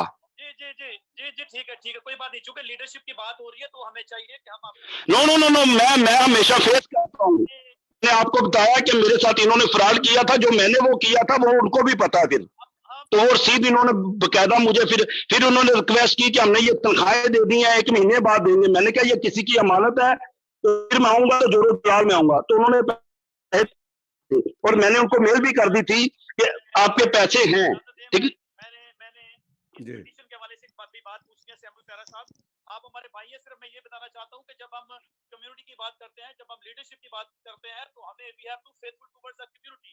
सो अभी मैं बात करना चाहता हूँ कि जो अप्रैल 7 को आसिफ खोसा साहब ने जो सोमोटो लिया, तो उसके बाद उन्होंने फेडरल को और तमाम फेडरेशन को उन्होंने अपनी पार्टी बनाया। और फिर 13 को पहली बार जब हियरिंग हुई, आवाज आपकी कम आ रही है, आवाज आगे थ्रू ज्यादा नहीं जा रही। क्यों आपको आवाज आ रही है सबको? नहीं जी जी, आ रही थी। आ रही है, आवाज आ डॉक्टर रही है। डॉक्टर साहब ये थोड़ा ऊंची बोल रहे हैं। किसी वक्त के लिए रख लेते हैं, अब हम आगे बढ़ते हैं। हाँ जी बिल्कुल, इस पे हम कर लेते हैं 1 to 1 ना। मेरा ख्याल है वक्त जी, ज्यादा हो गया, फिर नेक्स्ट आगे टाइम बात के लिए। कर लेंगे। जी जी आ तो रही है जी, आपको आवाज आ रही सबको? 2 मिनट सिर्फ मुझे दे दें प्लीज, 2 मिनट, सिर्फ 2 मिनट। जी आ रही है, अभी आ रही है। जी जी हाँ जी, मैं सिर्फ अपने भाई सैमुअल प्यारा साहब से पूछना चाह रहा हूँ कि जब 7 अप्रैल को आसिफ सईद खोसा साहब ने जब सोमोटो लिया, तो उसके बाद हेरों को पहली हेयरिंग हुई इसकी, और उन्होंने एक डायरेक्शन जारी की, और उसमें पार्टी ने प्रोविंस फेडरल और जितनी फेडरेशन थी और आपकी तंजीम, चूंकि आपने ऑलरेडी एप्लीकेशन फाइल की थी, तो आपको भी उन्होंने साथ जोड़ दिया, ठीक है जी। तो उन्होंने डायरेक्शन जब जारी की, तो उसके बाद आज तक फिर उन्होंने अगली जो डेट पड़ी है वो अप्रैल, उन्होंने 30 डाल दी कि भी ये सारा आपने काम करना और फिर हमें आप जवाब देना है अटॉर्नी जनरल ऑफ पाकिस्तान को। तो मैं सैमुअल प्यारा साहब से पूछना चाह रहा हूँ कि ये जो डायरेक्शन उन्होंने ऑर्डर जारी किए ये सेफ्टी किट प्रोवाइड करने के, आया क्रिश्चियन कम्युनिटी जो है उसको ये सेफ्टी किट प्रोवाइड हुई कि नहीं? अगर अच्छा जी, पहले सर आप क्लियर कर ले कि खोसा साहब ने ये नोटिस नहीं लिया। मेरी ये सुन ले ना पहले जी, मेरे जी, पास जी। जो पूरी फाइल पड़ी है, तो मैं जो असल सवाल पूछना चाह रहा हूँ कि अगर उन्होंने डायरेक्शन जारी की है तो क्रिश्चियन कम्युनिटी को अगर किट्स मिली है तो वेल एंड गुड, अगर किट्स नहीं मिली, आपने पहले बताया कि अभी उस पे इम्प्लीमेंट नहीं हुआ, तो अगर उस पे इम्प्लीमेंट नहीं हुआ तो भाई सैमुअल प्यारा साहब आप किस चीज का वेट कर रहे हैं? आप कंटेम्प्ट ऑफ कोर्ट पे क्यों नहीं गए? तो इन्हें अदालत बनती है तो आप वहां पे क्यों नहीं गए अपनी कम्युनिटी के लिए? ये मेरा सवाल है, जी मुझे बताएं। जी बिल्कुल, मैं तो आपको बता रहा हूँ ये बता रहा हूँ कि जो लैंडमार्क जजमेंट 19 जून 2014 को दी गई, अभी तक उस पे इम्प्लीमेंटेशन नहीं हो सका सर। नहीं हो सका, ये नहीं हो सकता, ये है पाकिस्तान में अगर वो सेफ्टी किट प्रोवाइड कर रहे हैं, तो फ्रंट लाइन पे सारे काम कर रहे हैं, तो हमारे क्रिश्चियन कम्युनिटी, हमारे क्रिश्चियन भाई भी कर रहे हैं, तो चूंकि आप नुमाइंदगी कर रहे हैं, आप क्लेम कर रहे हैं, बड़ी अच्छी बात है, आपको करना भी चाहिए एज अ मसीह। जी शहबाज भाई, उसमें 20 को, शहबाज भाई इस तरह से है, 20 को अभी गवर्नमेंट ने रिपोर्ट पेश की अपनी, डॉक्टर साहब जो कि तसल्ली बख्श नहीं थी। तो वहां पे लिखा है, डायरेक्शन जारी हुई है, डायरेक्टिव की कॉपी मेरे पास है कि इस पे इंप्लीमेंट करेंगे, बिल्कुल है, और जो बाकी चीजें रह जाएंगी, कोर्ट ने कहा था कि 20 को हमें डिस्कस करेंगे और attorney general of Pakistan report करेंगे इस पे, तो ये प्लीज इसको दोबारा रिपोर्ट जी इसको जो बाकी चीजें रह जाएंगी वो जी लेकिन अगर इंप्लीमेंट जी वो फ्रंट लाइन पे काम कर रहे हैं, तो आप कंटेंट ऑफ कोर्ट में क्यों नहीं गए? जी जी सर मैं बता रहा हूँ जनाब, मैं बता रहा हूँ 20 को उन्होंने सुबह ने रिपोर्ट जमा करवाई अपनी, जो कि तसल्ली बख्श नहीं है। जी इनके साथ हम प्यारा साहब के साथ फिर नशिस्त रखेंगे, तो प्लीज आप इनके साथ फिर बात कर लीजिए, काफी टाइम भी हो चुका है। तो आपका बहुत बहुत शुक्रिया डॉक्टर शहबाज भट्टी साहब, आपका शुक्रिया जी। कामरान माइकल साहब, एक जुमले में मैं कहानी खत्म कर रहा हूँ। खुदा ने आपको बहुत इज्जत दी है और प्यारा साहब स्ट्रगल कर रहे हैं। मेरा ये पैगाम आपकी पूरी कौम के लिए है, आप दोनों की विसासत से। जी सर, आप दोनों की विसासत, आपकी पूरी कौम को विसासत है। आप सारे सोने के भी बन जाएंगे ना, जब तक आप मेरिट का नहीं रखेंगे अपनी कौम के अंदर मेरिट का, तब तक आप कुछ नहीं कर सकेंगे। लंबा काम हो गया। यस ठीक है। और मैं आपको बताऊं कि आपके जितने भी बड़े हैं ना, जितने भी बड़े हैं, मैं किसी का नाम नहीं लेता, किसी का ओहदा नहीं लेता, वो सबसे बड़े वायलेंस जो है ना मेरिट का वो करते हैं। सही। मैं आपको एक छोटी सी मिसाल देता हूं 1 मिनट के अंदर। पाकिस्तान का सबसे पढ़ा लिखा लड़का, पाकिस्तान का क्रिश्चियनों में सबसे पढ़ा लिखा लड़का, पोस्ट डॉक्टरेट, पोस्ट पीएचडी, ठीक है, पोस्ट पीएचडी बंदे को पाकिस्तान में किसी क्रिश्चियन इदारे ने नौकरी नहीं दी है, वो अब जर्मनी में बैठा है। ये है आपका मेरिट जी। इस तरह का और भी बहुत से हैं, trust me, I have lots of name. तो मैंने आपको बता दिया ना कि जब तक आप मेरिट नहीं करेंगे, आप सोने के भी बन जाए, आप हमें रोज सोने के नवाले भी खिलाएंगे ना गवर्नमेंट से लेकर, आप लोग वही सैनिटरी वर्कर ही रहेंगे, कमी सेनेटर नहीं बनेंगे। ऐसा है कि हमारी गुफ्तगू शायद कोई और रंग ना ले जाए, हम इसको वाइंड अप करते हुए चलेंगे, वाइंड अप करते हैं। और एक मैं बहुत सारे कमेंट्स ऐसे अजीबोगरीब कमेंट्स देखता हूँ कि प्लीज आप तरक्की याफ्ता ममालक में बैठे तो होते हो, लेकिन आपको लिखना नहीं आता, आप मोनस मुज़क्कर के चक्करों में पड़े रहते हो। प्लीज अगर आप इस तरह के कमेंट्स करोगे तो फिर हमारे पास अनफ्रेंड के अलावा और कोई बात नहीं।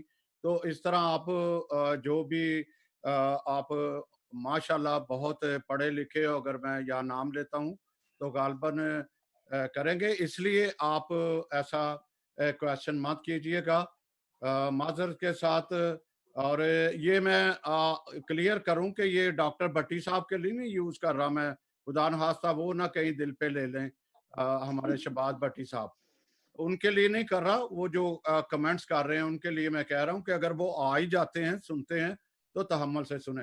दूसरी बात मैं ये कहना चाह रहा हूं कि बहुत सारे राशन पे बहुत सारे ग्रुप की बात करते हैं कि जी फलां ग्रुप ने फलां चर्चेस ने सिर्फ चर्चेस तक महदूद रखा, राशन दिया सिर्फ अपने लोगों को। ऐसी भी कोई बात नहीं है, बहुत सारी तहकीकात की है। आप जितने भी हो क्रिश्चियन जो एक जरूरतमंद हो तो प्लीज ख्याल रखो। बहुत सारे ऐसे मैंने लोग भी देखे हैं जो जरूरतमंद नहीं भी होते तब भी वो डिमांड करते हैं।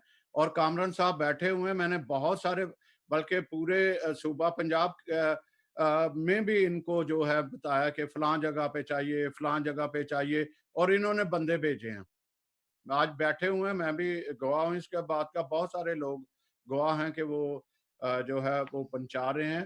तो आप मेरा ख्याल है आप कामरान साहब कुछ कहना चाहते हैं तो ठीक है, अदरवाइज हम इसको वाइंड अप करते हैं। कुछ कहना चाहते हैं तो जरूर कहिएगा। जी मैं बस आखिर में आपका शुक्रिया अदा करना चाहता हूँ कि आपकी वसातत से सब लोगों ने इस प्रोग्राम को देखा और हम सब ने अपने अपने रोल पर भी, और जो हम पॉलिसी बना सकते हैं अपनी कौम की डेवलपमेंट अपलिफ्टिंग के लिए और ऐसे मौजूदा हालात इस कर्ज से निकालने में जो हम रोल प्ले कर सकते हैं, ये तो हमारा जब से पाकिस्तान बना है, ये प्रोफेसर साहब बात कर रहे हैं तो तब से ही यही रोना है।